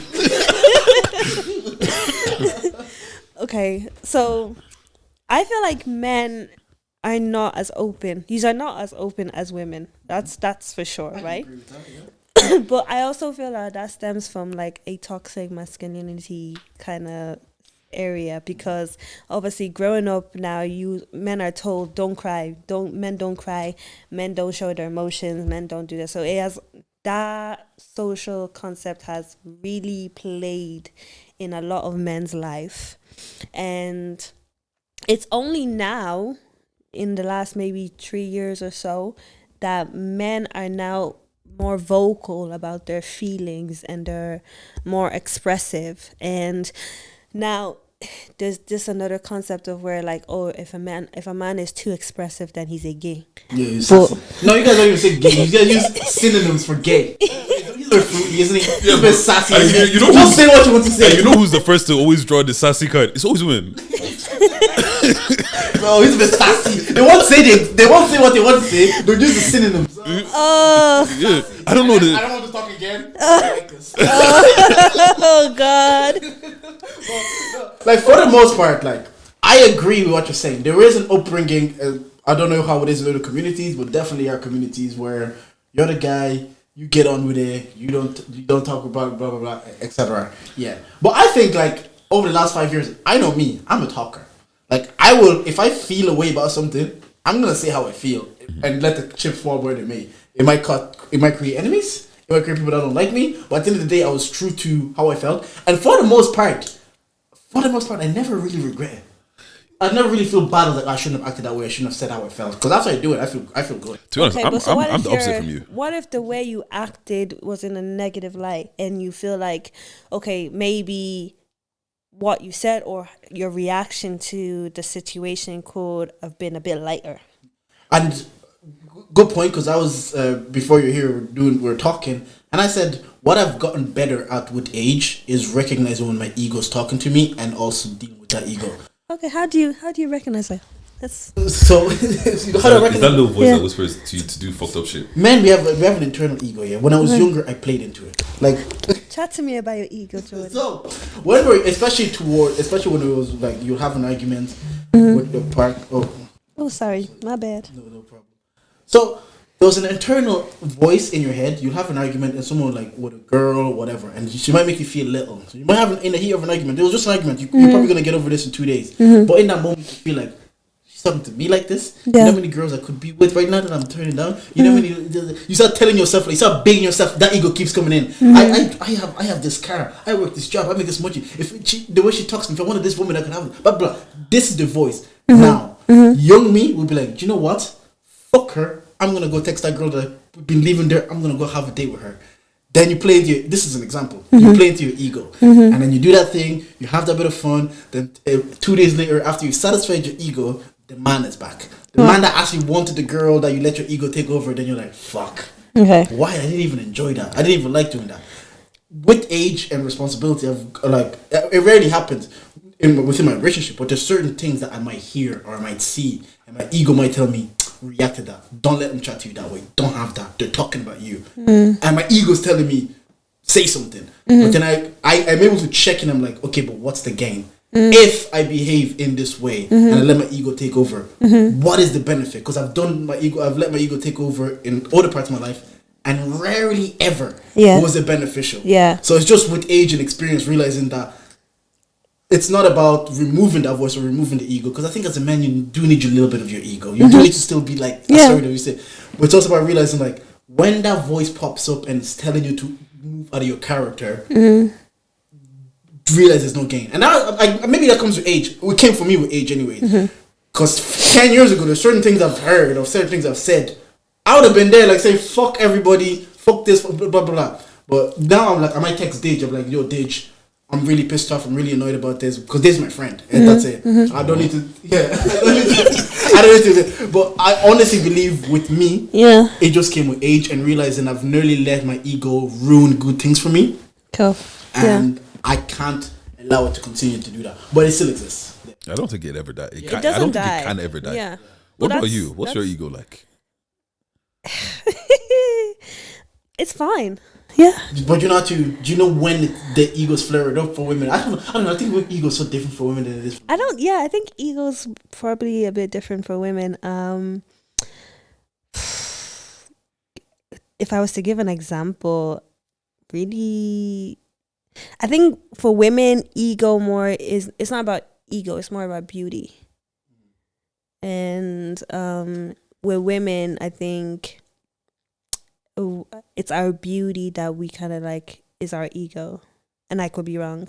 Is it because that's what it's about men again, but women about men? Is it that your ego flared up because it's like that's probably what attracts with men? Men, and that's what they value because men value looks and youth and beauty, and doesn't matter what your status is financially or whatever. It's not that it doesn't matter. It matters less for men. So it is really upon your beauty and your appearance. So is that why maybe the ego plays into that for women? Yeah, and I think you can also see it in the society as of late. Like, you know, it's more, even in fashion, like more skin. You know, there's more calling on like wanting to, you know, enhance your beauty. You know, in terms of like skincare, moderations, doing all these kind of surgeries and stuff like that, BBLs and all that. So like it really kind of, I think that's the ego play for women. You know, if you have the biggest ass or the biggest tits or something, you know, small waist, you know, you're deemed seen as the most sexiest women or so, you know. Even because on appearance, there's certain things about women that I personally, to the untrained eye, I wouldn't notice until women start speaking about it. Now I notice, I'm like, oh, her lips. Oh, again, it's not something. Obviously, you notice like the conventional beauty, but like the nuance and specifics. Yeah. Yeah, but I think that's why, like, because women always say that men put a lot of pressure on women, but I think all that pressure comes from women. It does, yeah. I think a lot of women are also in competition with each other. So, Could you give me an example of when you caught yourself and be like, I think that's my ego talking? God damn. I know it's a weird question, isn't Yeah, it? it's a weird one. What about you? So before we get to that, have you realized when your ego's flaring up and how to kind of like it's not worth it? Yeah, for the most part. But like, you know what? I think because I'm different to you in terms of like, I'm ironically not really a talker. Do you get what I mean? But like, I don't like having pointless conversations. Yeah. Like, and I think it's actually negatively impacts me because if I feel away, yeah, let's say we're doing a thing, yeah, and I feel away, and you did something that kind of annoyed me, I'm gonna weigh up. If I bring this up, is the argument and the beef worth the result? And for a lot of me, most times it's not. Yeah. So it is what it is. Like, do you get what I'm saying? And like shit like that, like I'm not like if like let's say we had beef now, like not we had beef, you did something that annoyed me, and I find that it's really just not that deep. Or if I come to you with that level of annoyance, you're gonna hit me with a level of annoyance, and I'm gonna get annoyed that you're annoyed, and now it's gonna go to a level that I didn't need to go to. So I literally just leave it as, you know, it just is what it is. And I feel like even stuff like, you know, when people are like let's say like you're in a line or something and someone hops in front of you and then now you start going back and forth. If we're not going to fight or if we're not going to, like, if nothing is going to happen but we shout at each other for 5 minutes and go our separate ways, I don't even see a point. Like, it's just fair. There is definitely a thing of also picking your battles, and especially in romantic situations and when you're living with a partner and you're doing every day together, you do have moments where like something does irritate you or frustrate you, but you're like, it's actually, you can get past that. But there is, over time anyways, I feel like you have to find a threshold of what's worth highlighting and acknowledging, and what's worth like, oh, this will pass in 2 to 5 minutes anyways. Yeah. But I think you have less of that threshold when you're maybe a bit younger and you're not living every day together. Like you feel like you have to vent every grievance you have. I didn't like this, I didn't like this. After a while, living in together, you do find, and I don't know, it's hard. You kind of have to find out balance. I'm like, okay, this has annoyed me. Does it need to be said? No, and we can get past it. Or if I have to say it, yeah. Well, yeah. In terms of your ego, do you know when in terms of my ego, like, to be honest, I didn't really think I had an ego like that. It wasn't until I start properly dealing with women, and that's when when your ego starts flying. Facts. But women are good people. But like, to be honest, for the most part, it might be like, let's say we get in an argument now, and like, or you did something that's pissed me off, or let's say you look at me and you don't think I'm the guy that I was when I bagged you. Now I'm going to show you that I'm the man. I'm still that guy. Do you know what I'm saying? Hey, just because I've been very docile and I've been ignoring a lot of shit, I can bag girls, you know. Yeah. And then now you go out there, you bag a girl, and now you're coming back. Why'd you do that? I actually don't know, you know. You do know because you wanted to show off. Yeah, but the thing is, when it was happening, when I was young and it was happening, I didn't recognize that's why I was doing it. Yeah. Do you get what I'm saying? You just put yourself in situations where it's like, right, and then now you're explaining, oh, it just kind of happened. Because telling her my ego took over and I just have to prove that I am still him. Do you know how stupid you sound? You know when someone says something to you out loud, or like let's say if a girl might hurt my feelings or something or some shit, and it's like, oh, you don't want me, but she wants me, so I'm gonna smack that. But why can't you just say you hurt my feelings? We can now, but back then it felt like the solution is to fuck someone else. That was the what solution. I look like crying over you. I cry. Do you get what I'm saying? And then don't let me catch you on Snap as well. You're snapping dashboards. Oh, you think you're the only one that can do this? Say nothing. All right, I'm gonna be outside too. And you know what? In the grand scheme of things, it's so stupid. Because you know what? Yeah, there's been times where it's now I'm dealing with this girl that I don't care about. I don't know. I would not chat to you if you didn't catch me at that specific moment. And it's just like, and now the new girl is invested. Now you're gonna be like, oh god. You know what I mean? You know, it's like, I don't even like you. You sometimes back in the days. You might keep her there just in case you fight again. Oh yeah. Let's go. We call that putting them on the shelf. Oh damn. Well, no, back to that, it's just like, yeah, it is about men recognizing that thing exists, and 99% of the time, not letting it take over. That voice is not worth. People have lost families for their egos. Oh yeah, People have lost 100%. monies for their egos. Bro, Businesses, even- just because of their egos. Even that, right? You let him talk to you like that. Yeah, but do you know what? Like when you have people, just that on that verse they said, "Raw," you let him talk to you like that. Sometimes comes from friends that are just instigators. Yeah. Oh, I'm. That play into your ego.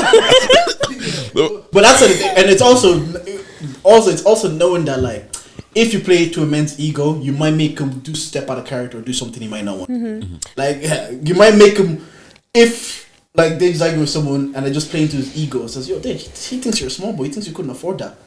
Now Dave might be like, go home with that thought. His ego's playing. Dave now buys a G-Wagon and he can't even afford just to prove I'm not a small boy. I will park that G-Wagon in your kitchen. but that's literally just what ego is. So now back to you. Yeah. Do you have an example of sometime? Because I know women have massive egos, but I can't think of a point where it's like, oh, that's her ego flaring up.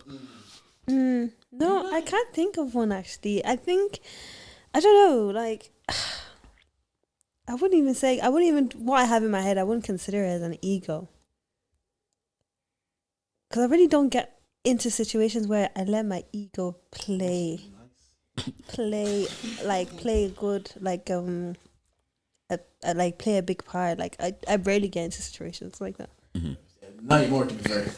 No, I don't anymore. And when I do, I know it's my ego. Yeah. Like, I'm just better at recognizing like that little voice and that feeling I get in my chest. Yeah, It's you know just that. like- it's just- Fam, you can just feel the toxic nigga just defrosting inside you. Oh, I think I can give an example of what may be a woman's ego.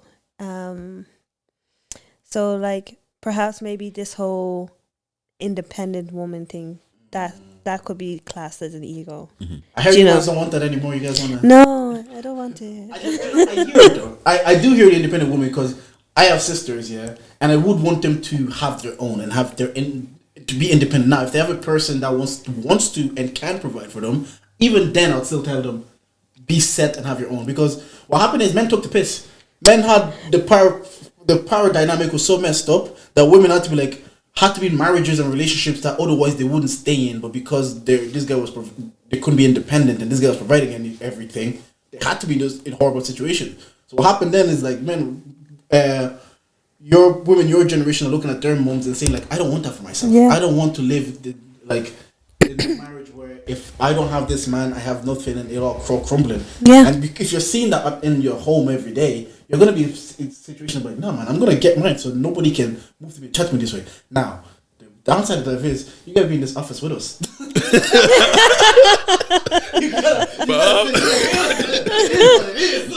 But I do understand. I don't think it was like, I know now because when you're working 40 hours a week, you're like, bruv. So women were sitting back then and men were just working and providing for them. Yeah. Ideally, it seems nice. But these men, some of them were having 2-3 families and nobody could do it. Nobody could chat to them. Because what are you gonna do? Like, are you gonna go back to your family home? To be honest, at the end of the day, like finance is a power.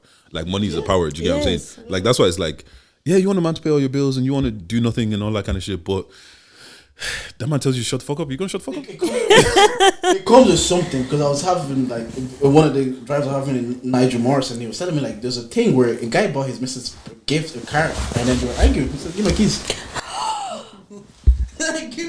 Yeah, but You can't talk. No, but you can't do that. Why not? You can't do that. Why not? Because this is why you can't do it. If you buy somebody a gift, you can't ask for it back. That's witchcraft. But what if I'm still paying for this gift? You were just at a conversation of men's ego, yeah. You bruised that man's ego. Instead of him saying, "I'm gonna fuck someone," say, "What can I do that my ego's hurt?" Oh yeah, run back my keys. Yeah, that's how fragile the egos can be sometimes. No, and also you know what it is as well. Yeah, some men feel like I took you from nothing to where you are now. Yeah. You don't have me anymore, so you're not gonna get all the benefits that you got from having me. So that TV that I put up, you know what? If I fix your light bulb, I'm taking that light bulb out. Do you know? And you know what we call men like that? What? Stingy men. Yeah, we don't like that. No, because as a man, that's not a character of a good man, though. Yeah, but let's be honest. No, because if you're What is saying a good man? no, because if you classify you're providing for her, you're taking care of her, she's a stay-at-home wife and all of that, yeah. But because you guys have one misstep or she's bruise your ego or something like that, you now want to take everything back. Now, no, let's just deep it. Like, do you understand what you're saying? Like, do you know how mad that is? What if she says, your dick is on your mom's a bitch? Give my keys. Wait, what? No, I wasn't, because the thing is, like, She says your dick is small. Your dick is on your mom's a bitch. Give my keys. Because you know what it is. Women knows how to use their mouth to hurt you. They never take light jobs. They always go straight for the jugular. Now the only way I can't say anything back to you because I'm not devious like you are. So give me my keys back. No, but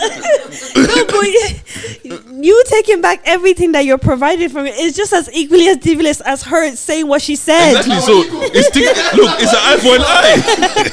That's what it is. No, but then where do you go from there? We go find out. We'll figure it out when we get there. Somebody's gonna come to say, "Okay, I'm sorry." All I know is you're not chatting to me like that. Once again, ego. Yeah. What? You're gonna chat to me like that? Okay, so wait. Well, I bought that. So now that you've taken everything back, now let's say that you start now makeup. What do? You give it back the keys? See, this is the thing. I'm not that person, so I will, at that point, I just, look, if it's yours, it's yours. You don't know. Take the keys back. Like, you know when you used to take your PlayStation or your game when you're young, when you're being bad, and when you're being good, they give you a game and PlayStation back. I'm gonna pause that direct debit that's giving you your allowance. And that's why I understand why women have to go back, because these situations like this is why men are not good people. No, man. Because sometimes women will say the maddest thing in the heat of an argument. No, we do say the maddest thing. I won't lie in that. We do. And we can't do anything, but if I'm providing for you, give me keys. Also, you know what? One thing I don't like, and like what's called women do it a lot, is that I think because you guys are allowed to feel emotions to the full extent of everything. Mm-hmm. Like, you can be angry and you can be mad, whatever. Like, by all means, be as angry as you want, whatever. However, how you act when you're angry, when you've calmed down, don't tell me, "Oh, I was just angry." You said it. You did it. It no, doesn't but matter. men do that too. And we're wrong for that too. Like, whoever does it is Everybody's wrong for it. wrong for it. Yeah, no, everybody is wrong for it. It's not just women. Why are you thinking about the women? Because he's only experienced with women. Because I've never argued with a guy and we said the maddest things and later said, "Sorry, bro." And you know what? I've never said something to intentionally trying to hurt somebody. Have you ever argued with one of your girls and she says the maddest thing after she comes and tells you, "I was actually angry, Nay, I'm sorry." That's it. And then you took that word back. No, any of my friends, no. That's why we're saying we've only experienced it from a standpoint of dealing with your opposite sex. Yeah. Like, I've never had an argument with one of my guys when we say the maddest thing, and later we're trying to say, "Sorry, bro, I was only angry. I didn't mean any of that." Are you crazy? Yeah, like, I don't think any of the guys have ever said something to try and hurt my feelings. Yeah. Okay. Do you get what I'm saying? Right. But whereas women on the other hand, you're upset, so I have to be upset too. Well, back on that, would you? At this stage, would you be comfortable with someone providing everything for you and then you just get to live that life? Or because of what happened previous generations, you're kind of like, no, I still gotta maintain and have something for myself? No, I would be, but I would also have my own thing on the side as well. Like, I think there's nothing wrong with a man providing for you. As long as you have... Say it again, say this. As long as you have your own, like, your own side hustle or something as well that is bringing in something. Always don't always just rely on a man 100%. Like I said, men will, like they said here, they're not nice people. Look, man, and love is fickle, bro. That man could not love you tomorrow. Yeah. But that happens either way. Like, a woman might wake up one day and she might not love you either. Yeah, but the only difference is that I can turn off the pipeline to everything that you have. As in, like, if you rely on me for everything. The views shared are from Deji and Deji alone. Yeah, like the thing is, I don't agree with it. But like the thing is, like one of my boys was telling me that uncles were telling him, like, "Yo, don't let your woman shine too much. Like, make sure she kind of always needs you," kind of situation. Okay, that's wrong. It is wrong. It is wrong. I don't agree with that because I feel like that is what our parents' generation did to our mothers, aunties, and all of that. They made them be dependent on it because, again, you to fulfill their ego, but also to make them feel like a god. Mm-hmm.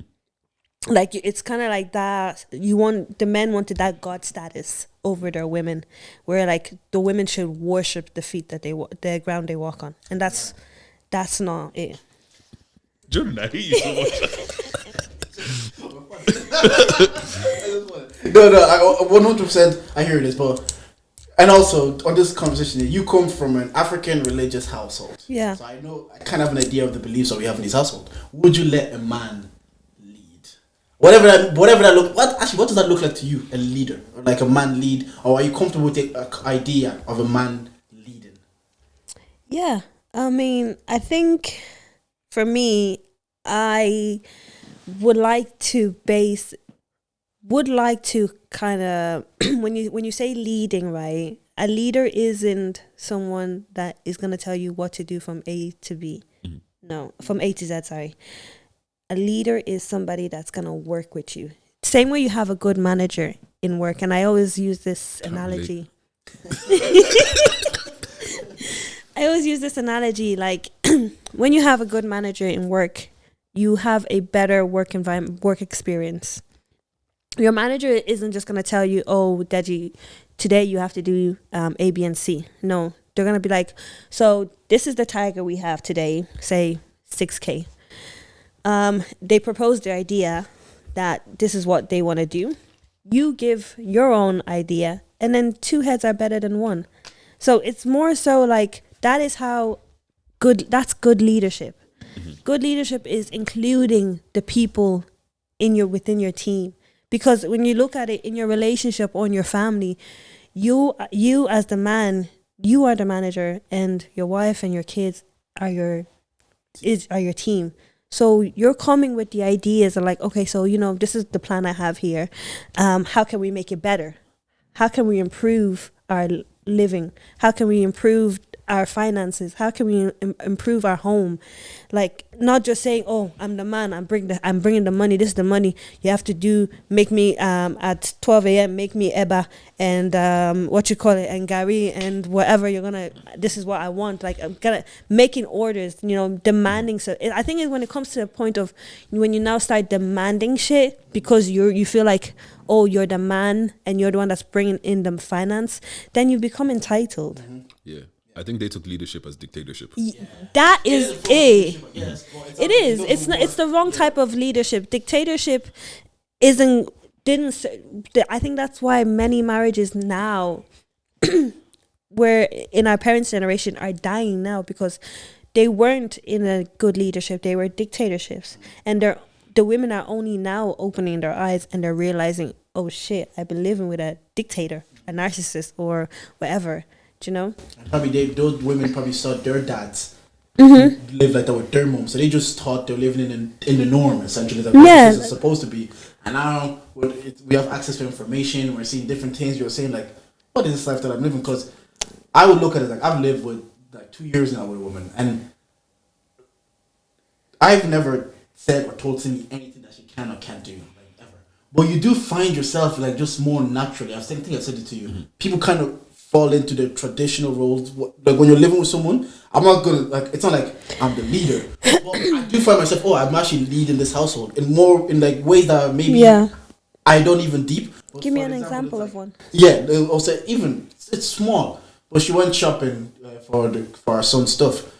And she wanted to make decisions even like on brands of different things. And she called me on the phone and she stayed on the phone and she's like, all those little things that she just wanted me to be a part of the decision making process. Yeah. And whatever decision I kind of leaned towards, and she was like, oh, we can do it this way for this or this way for this way. I'm like, no, I think we should do it this way. I think we should do this way for this. She'd be like, oh yeah, grand. Or the family holidays we're looking at. And I would be like, she'd be like, oh, we can do this. And I'd be like, no, I think we should do this. And then she'll kind of like say, oh yeah, okay. She'll follow that way. Yeah. It's not like me saying like we must do this or we should do this. Mm-hmm. Even when she called me to decide what, like, as initially like just pick nappies, man. I don't. This makes no difference to me. But later, when I got off the phone, I understood it better. Mm-hmm. Oh, so this is like she was like, I need to make this decision. Let me call my husband.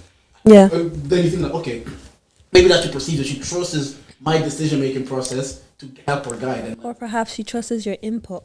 Yeah, and it's just like and that's, you don't deeper. That's essentially it. Women just want the input of their partners. We want, like, we're capable of making decisions on our own. We're very much capable, but when you have a partner next to you, you kind of do want them to be part of the process, the decision making process. And it's not, you don't want to be always constantly feeling like it's only you that's making the decisions, because what is he there for then? It doesn't make sense. You know, if I didn't need your help, then I wouldn't be here with you. Do you get me? But you see, that thinking there is why I feel like a lot of those uncles were like, don't let your woman try too much, because if you don't need me, I won't be here. Okay, but so let me make sure you need me, so I'll always be here. Okay, but they're doing it in the wrong context. No, yeah, I hear that. Like, I can still need you, but I may not need you financially, but I can also need you physically. I can also need you emotionally. I can also need you spiritually. Like, I think a lot of men just think that the only way they can provide is through money. There's different ways of providing for a woman. Mm-hmm. Like, you can provide by giving your input in decisions, bringing up ideas of, oh, you know what, the kitchen looks like it needs a remodel. What do you think? That's you starting a conversation with her. You're building interest in the things that she finds interest in. If you're just a man that you don't care about anything, all you care about is the food that's cooking in the kitchen, but you actually don't care about the remodel of the kitchen, what's the point of that? Yeah, most of us don't care. To Dave's point, like, even like a lot of men are just like, yeah, whatever kitchen you want, but I get it. It's like the other side is like, yeah, I want this to be, it's our home, so I also need you to be involved in what we do here. My question is, how many of the older generation, respectfully, of the men, do you think they married the pretty idiot that they don't actually trust her decision making? Because if I don't trust your decision making, it's gonna start feeling a bit dictatorship-ish. And I feel like women do the same thing in terms of, like, you know, the firstborn that's the mom to everybody that always takes care of everything, and it's like, you say you want to be submissive and you want a man to take over, but you don't even give a chance. So if I don't rate your decision making, oh, don't worry, the question was coming to. Do you get what I'm saying? Because you have your specific way of doing things, right? Like, for me, I'm a very laid back person. I'll get to it when I get to it, kind of a situation. But for the most part, women are, it needs to be done now. Like, my mom, like, let's say a flat pack comes home from IKEA or something like that. Did you fix it? I'm gonna get to it. I got a few things I need to do. Why is someone starting to fix it before I get there? Bruv, you told me 10 minutes later you're fixing it. I'm going to get to it. To that point, like GTG, Rosa, shout out Rosa, she always alludes to this. She always alludes to the fact that sometimes it just, because I know Demi's always telling us, like, sometimes you have to let men do things for you, because men want to do things for you, because men like it strokes their egos, like, yeah, I fixed that for you. And she says kind of what Rosa was saying, kind of what you were saying, like, she got so used to being firstborn woman, girl, whatever, just getting shit done herself, that she's always in that mode. I'll just get it done. And then to your point, it might feel like you don't even give me a chance. You don't even give yourself a chance to be submissive. So, and then but you're saying men are not doing anything. So it could be because things I always say is, like, some people, they, like, you have such a specific way of working. Yeah. But, like, if I don't work the same way as you all of a sudden think I'm not doing anything. Yeah. But I'm doing things. Yeah. Just not in the same sequence that you would do it. Yeah. But now, because I'm not doing it the way you want me to do it, you've already gone and done it. Yeah. And So I don't have a chance to shine. That was a good ass point. Do you find it easy to kind of like let yourself, like, people do things for you, not just in relationship, in life, because you are firstborn African, you might woman, so there is the stigma that comes to that. You guys are like the second moms. I know you guys hate that stigma because we're Africans as well. So you hate that stigma, like, even with your siblings, you find sometimes that, like, you don't even get them a chance to do things for you because you're just so used to, like, I have to do it myself. I have to fix it. No, definitely, yeah. Like, I fall in that category, and I'm only just learning that giving the space for allowing people to do things for me, because, again, like Ross said, I was also so used to, like, doing stuff on my own for a very long period, and I'm still in that mindset as well, but I'm trying to also break out of it, because it's like, being a firstborn daughter, I had to grow up early because I had to take care of my siblings. I was the translator of the family. My family came into Ireland, and I was the one that went to school. Because I knew good English, my parents used me as a free translator. So, like, all that growing up, and I still, like, I would be attending, I would be, like, attending meetings, school meetings for my siblings, parent-teacher meetings for my siblings, calling up social for my parents on behalf of my parents. I still do that up until today, but That'll never change. that hasn't changed. Like I still call up and I pretend to be my mom. Do you know? But things like that. Allegedly.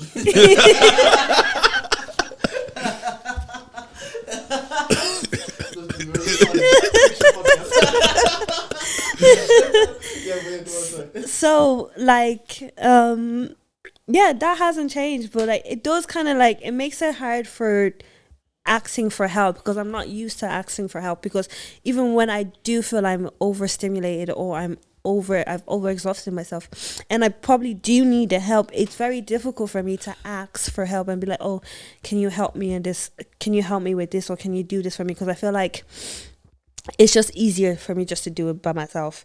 And if I do ask for the help, and like you said there, Daji, like you ask someone to do something for you and perhaps 10 minutes later it's still not done, and you're like, it gives me anxiety, because I'm just like, in the 10 minutes that we've now passed by, that shit could have been done.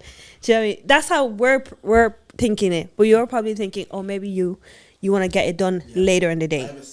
You have a set time that when you want to do it, and that's perfectly fine. That's how you're processing. But how we're processing is that we have a downloaded list of tasks that we need to do. So that's one of the tasks that could have been done early, because if it's gonna take me 10 minutes to do it, in that space of 10 minutes that I let you that pass by, that could have been done. Now I've increased it my to-do list of another 10 minutes. Now you've inconvenienced me, and now I'm mad. And now she's mad at me. And now I'm going to tell you, I'm sorry that you feel that way. Listen, my missus was like this at the start, but she's gotten so much better at like letting me get to things when I get to things. Yeah, because I feel like... And I've been the same as well. I was the same as well, like in like letting my partner do things, because I'll be mad that it's not done, and I'll be complaining, and I just found myself like, you just have to kind of like learn to get out of that mode. And I'm still learning, like it's still a learning progress to kind of like, okay, give them time of when they will get onto it when they want to get to it. If it doesn't get done on that day, perhaps you can have a discussion about it and like, tell the reason, because I need to know why you didn't do it. Because she's smart. She has to be, when are you going to do that? Give her a day. So even by myself, I have to know what I'm, because now we have to do like a table to feed him, like that. I don't know what it's called. And then we have high chair. High chair. That's it. That's what it's called. We have to do the high chair.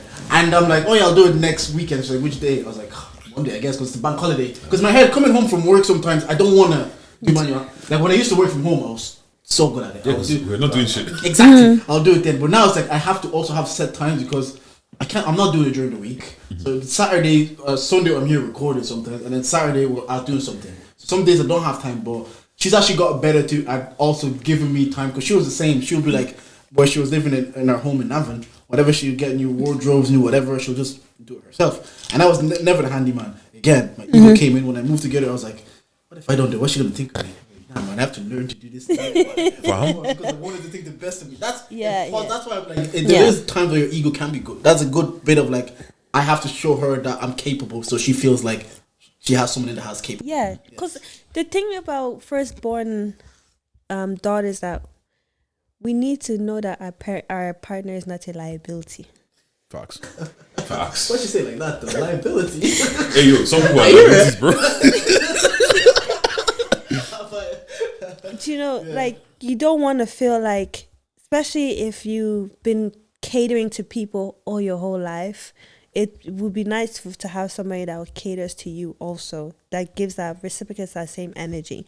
So you will need to know that, okay, the person that you're with now, am I going to be catering to them and they're not giving me that same energy back? Because if you're not giving me that same energy back, you're going to be a liability to me.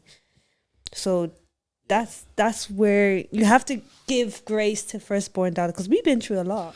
Yeah, no, I like the things I hear, right? But like your anxiety in the situation, you've eliminated any like trust has to be built, right? Yeah. Like what's called your partner, probably it's not that she's gotten better with it. She just trusts that he'll get it done. Yeah. Do you get what I'm saying? Whereas you, within the 10 minutes, I told you I'll get to it, and you don't trust me to get it done, and that's why you go do it. But you almost have to let me disappoint you to know that I won't get it done. But you won't even give that space for me to disappoint you, if that makes any sense. As in, like you have to leave it and not do it by yourself to see if I do it. Oh, yeah, if yeah, I yeah. don't do it, And by that all was means, go ahead. That's the hardest part. I think for me, that was the hardest part, like letting go of control. Because as firstborn daughters, we're so used to controlling everything.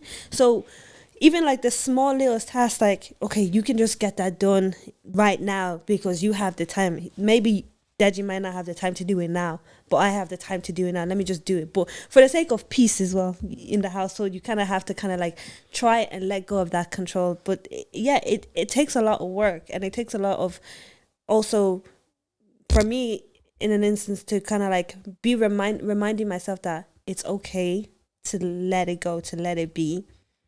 And that's why I had to constantly always tell myself that it's okay to let go of control. It's okay to I had to keep reminding myself that it's okay to let go of control, because it's like I felt like I was always constantly controlling everything, and it wasn't. I didn't like it because at the same time, I had a baby.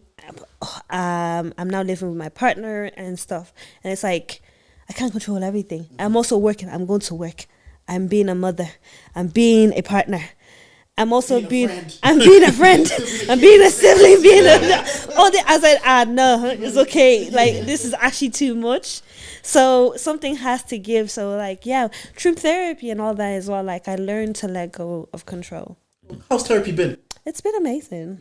What made you want to go? Midlife crisis. Hey, look, that'll do it. Specific moment you're like, nah, but I need to therapy, bro. You remember when I need to talk you hear something. Bob, and you're like, maybe this thing isn't as bad as I think it's gonna be. It was actually I started therapy a year and a half ago, so just after my child was born.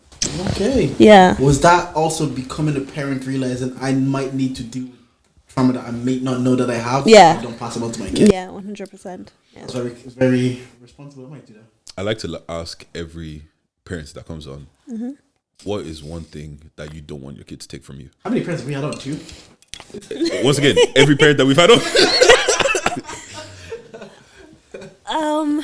One thing I don't want my child to take from me is, controlling things.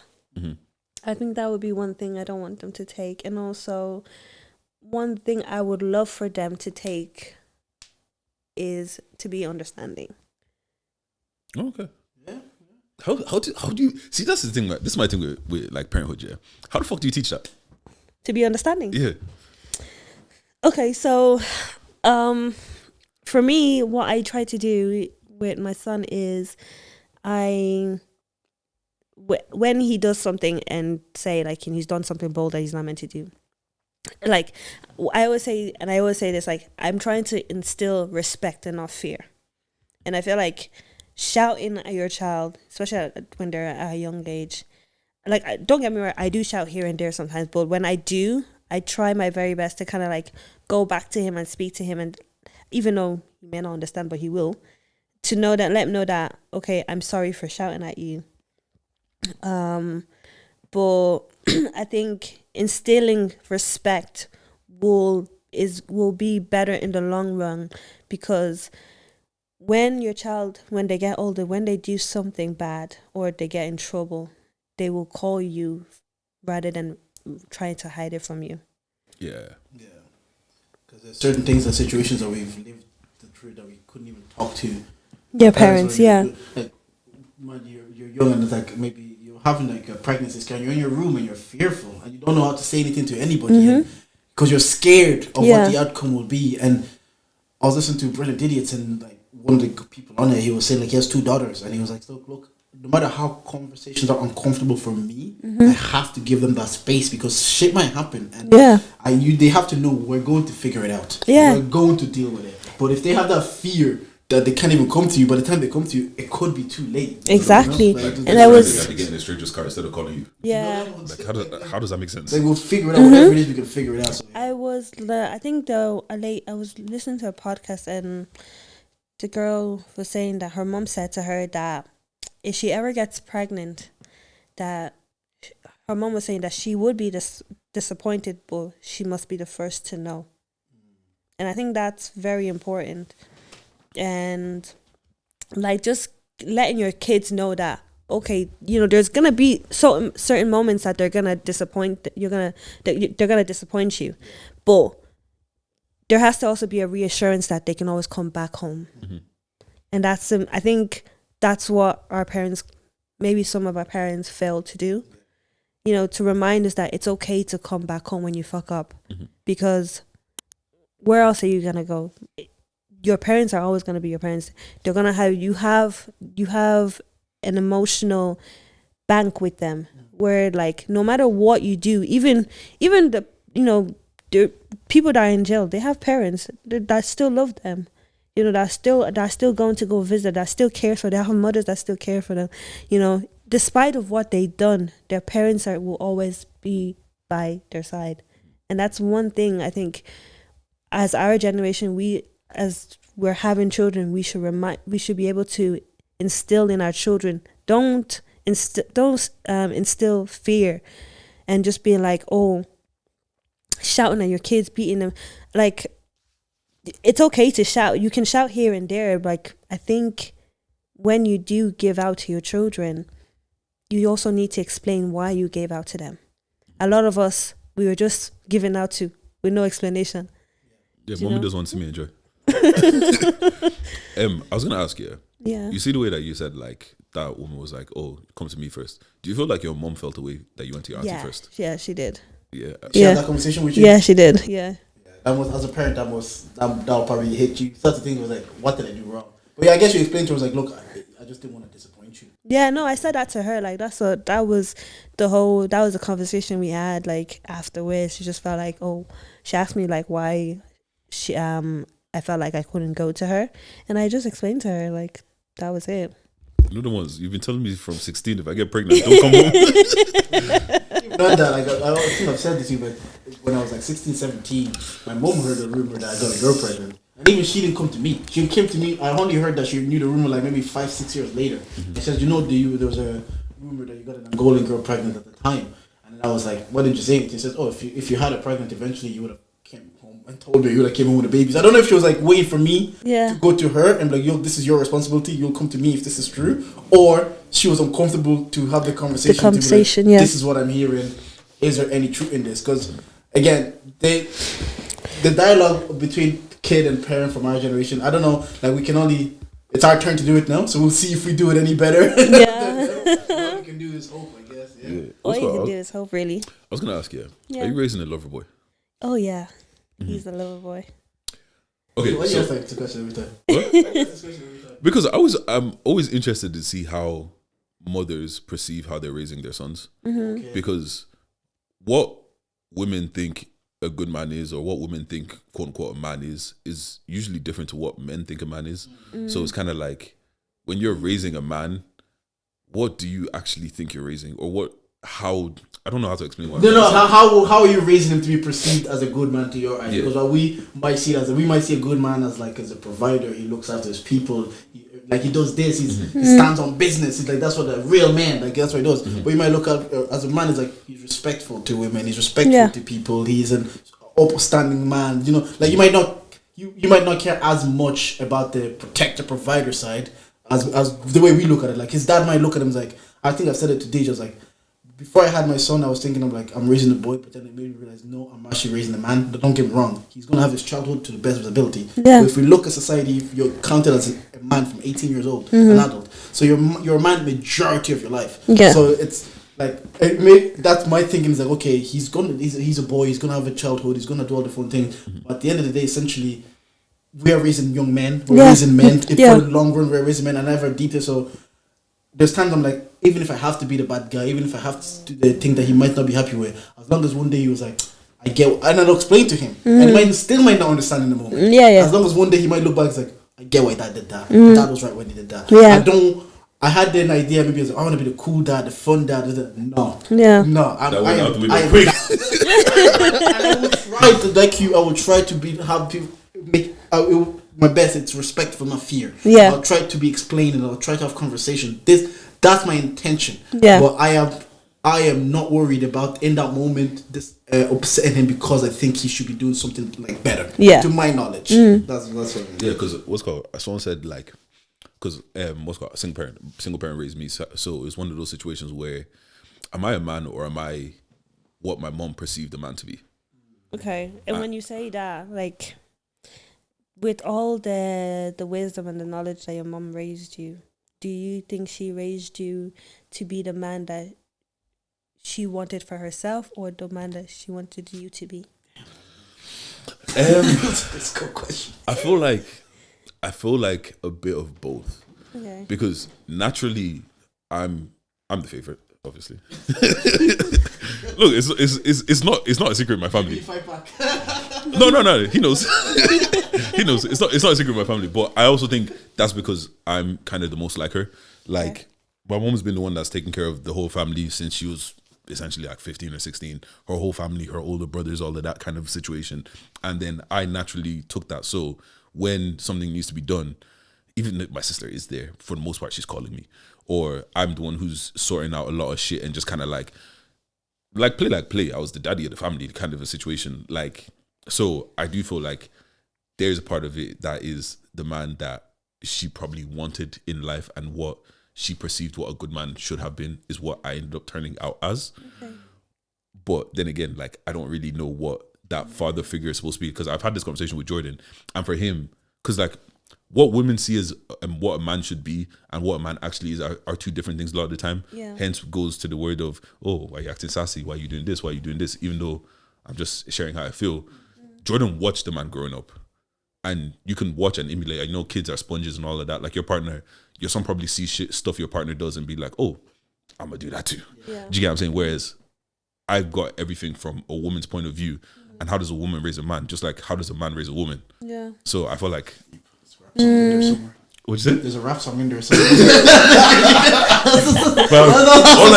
song in there somewhere. I don't know. All I need to sprinkle is a bit of... My teacher said I'll never make it. Because I've actually never thought of it from that perspective. Obviously, I've done this podcast with you for like 2 years. I've never actually did the perspective of like, your mom raised you from maybe what... Like, I just saw my dad. And we see our parents more than we hear our parents. I saw my dad becoming a doctor. I saw my dad sacrifice. I saw my dad work for it. I saw my dad provide. And that's what I saw a man do. And I saw my dad, for the most part, I always say this is very little, like, be there for his family. He shows up for people. And that's why when people show up for me, I'm really taken back, because that's what my dad did. So, and my mom, don't get me wrong, like, I love my mom, love me, but I never looked at my mom and tried to be like, oh, let me emulate that. Do you know? I just saw what my dad did, and I'm like, oh, he gets up early, he works, he provides, he's got us this house, he pays for our colleges, he makes sure we're good, and he brings us to church every time it's someone's birthday, he makes sure it's a family affair. This is what men do. But I've never even sat deep to the other side of like, what if you're getting raised as a man, or from a woman's perspective, who did you then look at and say, Michael? And like, did you have any like uncles or like? Yeah, I have one particular uncle. Like, he taught me how to drive and taught me like a lot of the stuff. But for the most part, it was just figuring it out. And I feel like on top of it, like, the best example is probably like stuff like, my mom made sure I could cook. She was like, you're not gonna not know how to cook. Yeah. Or like, even stuff like, I find it wild that there's men out here that just leave their women to build shit. Why? Like, because my mom would just come home and was like, did you build it? Like, it was never a question. After what? If I'm looking at it for too long and she's looking at me, look at it, it's like...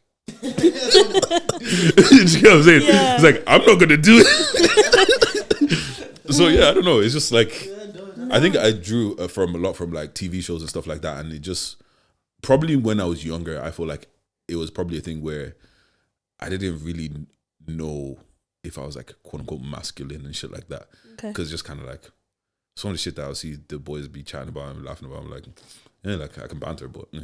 And would you say, like, when you just said there that, like, some of the stuff that you were getting off TV and, like, social... would you say that those ideas or conceptions, were they what you were trying to emulate as what would be a man or a good father figure? I don't know, you know, because when I watch TV now, some of the shit that they be doing, especially with the older shows, that's kind of wild. To your point though, I rewatched My Wife and Kids. Michael Kyle is a good example of like just the way he was of like what we perceive a man, because he was like, even with his wife, he was like his best. Because I think I was having this conversation with Nate before. I was like, I learned maybe how to be a father from watching my dad, but I didn't think I could never learn how to be a husband from watching my dad. Yeah. Really, because I did marry my mom. And Yeah. I'm marrying a different person now, and I'm a different person. So the whole husband side of it, I'm learning now, because I'm like, this is the person I'm marrying. She's different, and we've had this conversation of like, you can never expect your parents from your partner. Like unconditional love.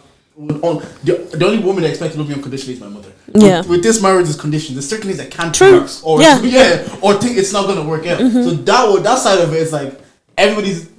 You gotta just learn on your own. There's nobody I could have watched. Maybe I could have watched and say, okay, still takes my mom on dates. I see that's like, they don't let that die out. Or I see sometimes I see them sitting in the same room, they're still laughing, they're cackling. I'm like, okay, maybe I want that.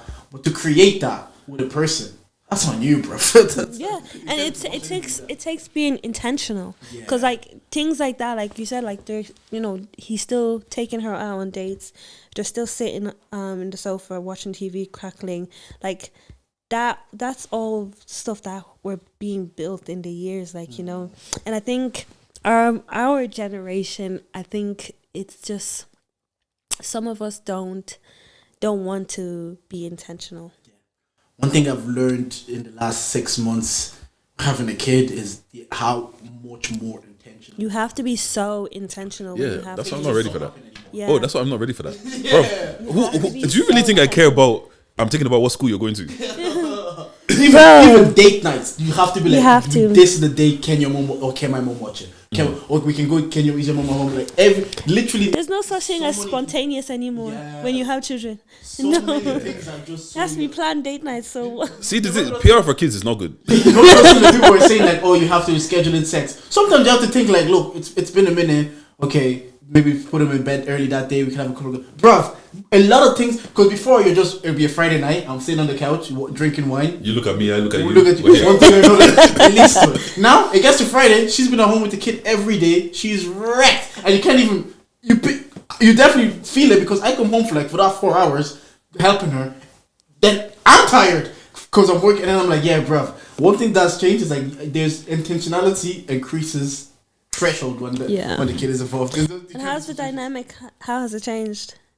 Hasn't. I was struggling. A couple of weeks ago I was struggling with it more. I felt like I missed my wife. And I said this to her, and I said it's like when I was like, I feel like I miss you, even though you're around. It just things have changed so much, and we can't be as intentional. Like just as simple as like a movie night on the couch. Yeah. It just can't happen like that, because at the end of it, when he's so tired, she's tired, and it's probably best for her to rest and get sleep. And you're like, oh, and I express this. I'm like, I feel like I miss my wife, but I understand that the relationship that we had before may never return back what it was. It's just about creating what we might like to do now. Yeah. It's I can't hang on to the idea of what was, because we have a fucking kid. Like, Yeah. It's never gonna be that. It's never gonna be that again. But I did let her know I do miss you. Like I do. I know people are probably watching, but you live with her. You get what I mean. Yeah. No, I get what you Wait. mean. It's actually just deep into me now, yeah. So you know when you have like you like obviously you is fresh and that. Does that mean no cuddling? So I have to be asleep when you're awake, and you have to be awake when I'm asleep. Yeah. Fuck that. Bro, I'm telling you, everything is intentional, even cuddling. So hey, I'm a cuddler. I need to cuddle, bro. you will stop out of it because you find yourself also being that you find yourself sounding silly saying that, like you find yourself sounding like you're trying to say your kid. Well, you don't cuddle me anymore. You always like, No, but it's Is that your ego talking? yeah. Like why are you jealous of this you? Yeah.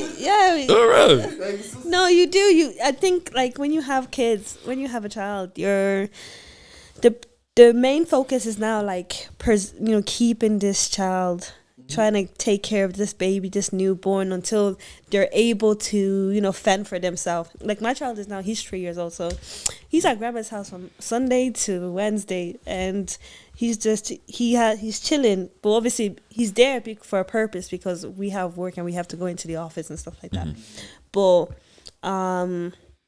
But that gives us alone time for us to then reconnect and stuff. So it balances out. But like before this period now, it wasn't always like that. So you always have to understand, like, the sacrifices that you're making now will pay off later in life. So like right now, like you are seeing me, I'm going on 6 holidays, but like 3 years ago, It wasn't always like this. it wasn't always like this. It's at least 4, At least 4, right? Hey, 1 a month. That sounds like something to level, bro. Nah. No, but yeah, like it's just about understanding the sacrifices that need to be made for certain periods of time, and it's gonna be hard. It's gonna be uncomfortable, but it needs to be done. Yeah. Like deeper, there's people that probably didn't want kids at all, and now they ended up having one. And some people, they resent that kid, because you've changed the dynamic between me and the person I love the most, and I didn't really want you to be here. And now this kid is, and it's not their fault. They didn't have to be born. I always remember that. I was like, my kid didn't have to be born. Yeah, it's me that wanted the kids. Exactly. It's just me that wanted the kid. And then to your point, like, because Simi used to send me TikToks, there's a lot of men that would step out on their partner in this period that I'm in, like that first year where you're very like with your kid. A lot of partner would step out because they miss what was, and they miss the dynamic of the relationship, and they want to recapture that again. And I used to watch this TikTok saying that this is so silly, these men are so selfish, blah, blah, blah, blah.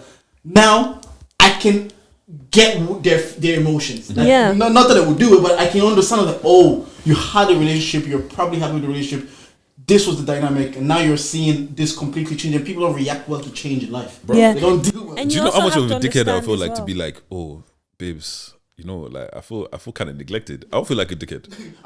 No, but like I get that, but you also have to understand, like, in that first 1 year period when, you know, the mother and the child, they're bonding, I understand how the father can be left out, because it's more so the mother and the child, especially if she's breastfeeding. But again, as women, we go through postpartum depression as well. So a lot needs to be factored in the first good 2 years of having a child. Like our body's changing. We're going through body changes. We might not feel comfortable in our body. Like for me, for instance, like I was not comfortable in my body, and I would not like let my partner hold me, or like I would not let my partner see me. So it took a while, because it's all a mental thing. I also went through postpartum depression, so like those kind of things. As men, I can understand you may not be able. You won't know unless you're unless you're actually experiencing it. Yeah. But like it's very hard to explain it as the woman when you're going through it, because you yourself, you don't even know what's going on with your body. Like there's a lot of things that's happening. The hormones are all over the place as well. So it's about just understanding that and giving rest, because you're the one that wanted me to give you a child in the first place.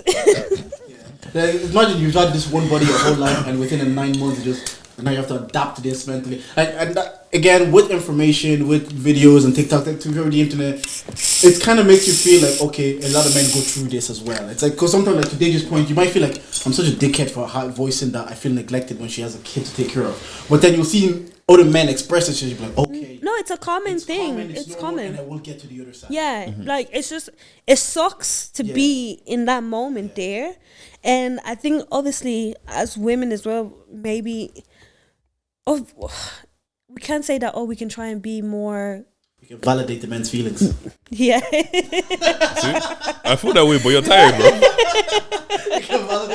We can validate their feelings. But I think in those moments, I think it's just about the woman and the man needs to talk more about their feelings and how they're feeling throughout the process, because it is a process, and you're gonna get over it. It's a season, and you know seasons don't last forever. But I have to run it back again with a kid. Are you gonna want? Do you want to run it back again? I do want more kids. Yeah. Kids, not even just one. You want multiple more. Yeah.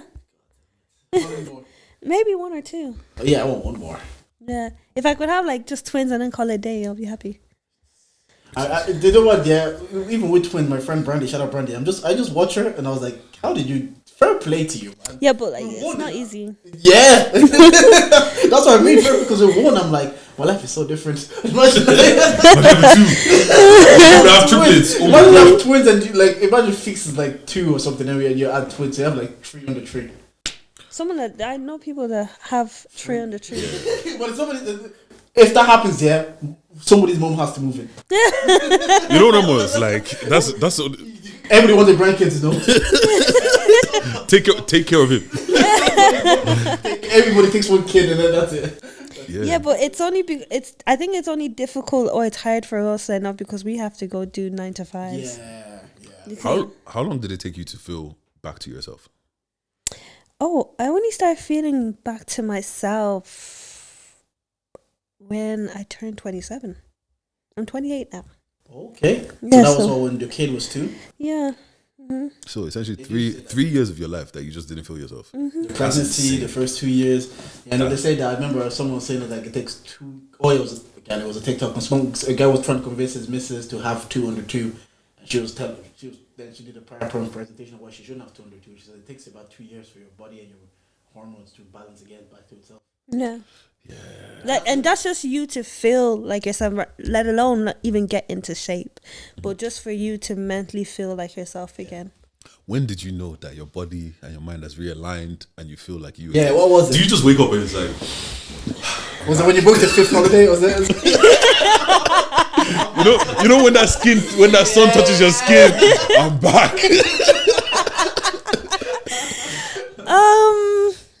Well, I actually don't know when it happened. I think for my 27, because I was pregnant on my 25th, so I didn't do anything for my 25th. So I said my 27th was gonna be my comeback year because I was after COVID and everything. So I said I'm going away for my 27th. So I think that was the period of when I felt like I was back because I felt more like. Going on that holiday, I felt like myself again, and I felt like I didn't feel like Nay the mom. I just felt like me, and it was just good just to be away and not having to worry. Obviously, I still called my son and stuff. No, obviously, but not having to worry or be concerned about I'm a mom or anything like that. Mm-hmm. Did becoming a mom, how can I explain it? Okay, you know what it is, yeah? So when I see a lot of girls get engaged, right, they now feel like because they're engaged or they're about to get married, they have, apart from the fact that they're better, no, there's that. Trust me. Anyway, they're flashing everybody. If they're in church, people are talking about dating. And then you so tweeting, your man's not even the prize anyway. Wow. But I literally have a friend, right? She's been with this guy for however long, whatever, yeah. And their dynamic works. He does whatever he does, she does whatever she does, and their dynamic works. The minute he put a ring on it, now she's second guessing everything. As a married woman, should I be doing this? As a married man or engaged man, should you be doing this? You are fine with everything just before, but now that you're married or you're engaged, whatever, you feel like things have to change. Did you feel like that with becoming a mom? It's like, now that I'm a mom, I can't do X. Yeah. I mean, I think in life, everything's subject to change. Mm-hmm. So, when they say, when you're a child, you act like a child. When you're an adult, you act like an adult.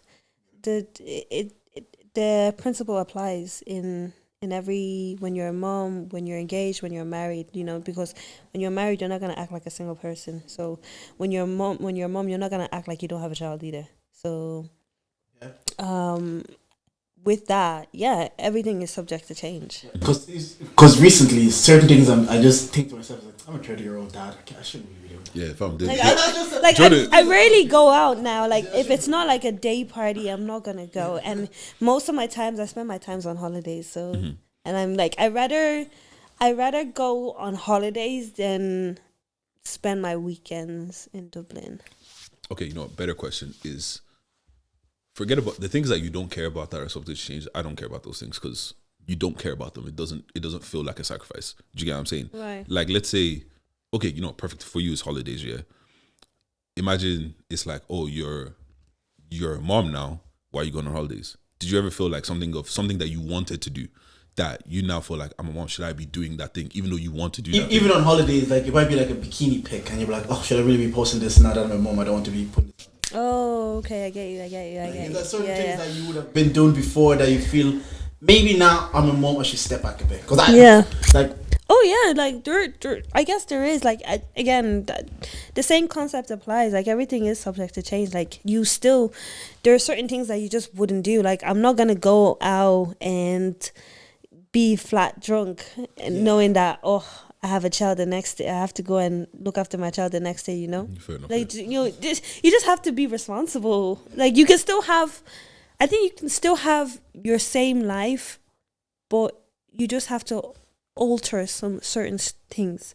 Like what things that you might do to the max, maybe just do maybe 50%. Yeah, fair enough. Okay. Is there anything for you that you think that if you ever got like a kid, you'd be like, Nah, fuck them kids, man. No, you know what it is, yeah? I've seen too many people have a kid, have to wait till that kid is essentially 18 or 25 until they start living their life. Now you're 60. You don't need to. Exactly. That's why I say fuck them kids, that's man. why you got to live close to family. Yeah. look, they said by Sunday to Wednesday, Abby. Yeah. Jordan is taking this, it takes a village thing seriously. Did you know what grandkids? Both grandparents, they love when their grandchild pops up. They absolutely love it. And they get gas and they're happy to do it because they're happy now because he's a baby. That was the same thing when Isaiah was a baby. Now he's a toddler and he's causing a havoc. My mom sometimes calls me, come and take your son. You know them all of a sudden it's like, your son is messing up my house. Come on, take it.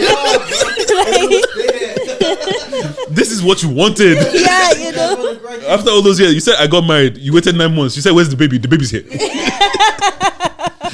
Those are the days you say you'll stay over at grandma's today because daddy needs to get late. Anyway. Wow. Man, do you have anything that you want to talk to us about before we good? Just like I really don't have anything. I would say maybe where's everybody mentally? Surviving, bro. Why are you surviving? Oh, I got fired on Wednesday. Yeah. I got fired. Oh. I'm not laughing at your pain, by the way. Oh no. See, the thing is, I prefer people laughing. It makes things so much more comfortable. He texts me. No, it's how he texts me that kills me. Just imagine your work. So your friend just texts you. So, I'm just gonna fight her. So what's my reaction? I just love it. Sorry, man. No, because like at the end of the day, it's not that deep. Like for me, I don't have a you. Do you get what I'm saying? So it's not like, and I know if I need to do anything, like I'll do it. Do you get what I'm saying? Yeah. Like money's gonna come, money's gonna go. Do you get what I'm saying? Yeah. And plus, I have a nice CV. Someone will hire me. But it just happened, innit? And just is what it is. Like to be honest, I've gone to this place in my life where very few things move me. Like when it happened, I think like because we had like a 30-minute meeting scheduled, and I think they thought it was going to take the full 30 minutes, and I was going to ask questions. The minute you say you don't want me here, okay, what else do we have to talk about? I wish men were this accepting when they break up with them. You know, that's a bar. Yeah, but the thing is, you only love you. No, you know what it is? The only reason you say that is because you don't want that man anymore. If you in the back of your mind you wanted him, so you're not even gonna fight for me. My guy Morris, yeah, and then he said he accepted it, and then she said you should have fought for me. Oh, why did you clearly didn't want us to break up. But so like going to the meeting now, to be honest, I knew something was up from the minute. Like it wasn't my manager, it was like 3 levels up from my manager. But it's a small company, so it's not that deep. And then another name I've never seen before. You know, Outlook, you can check what their position is. It said HR. I said, something's tight. Came in, and you know, one thing that makes me laugh is HR tried to be so like tactful and respectful and all this kind of shit, but I just look at it like it's funny because this one was like, I'm sorry we had to meet under these circumstances, and I was like, bro, the only thing that I'm annoyed about is you made me work half the day. If you knew you wanted to let me go, tell me in the morning. Do you know what I'm saying? Let me know 10 a.m. latest. Bro, they told me latest, let me bounce. Bro, they told me when I came back from lunch. Why did you tell me before lunch? But once again, I think it's because of the time thing.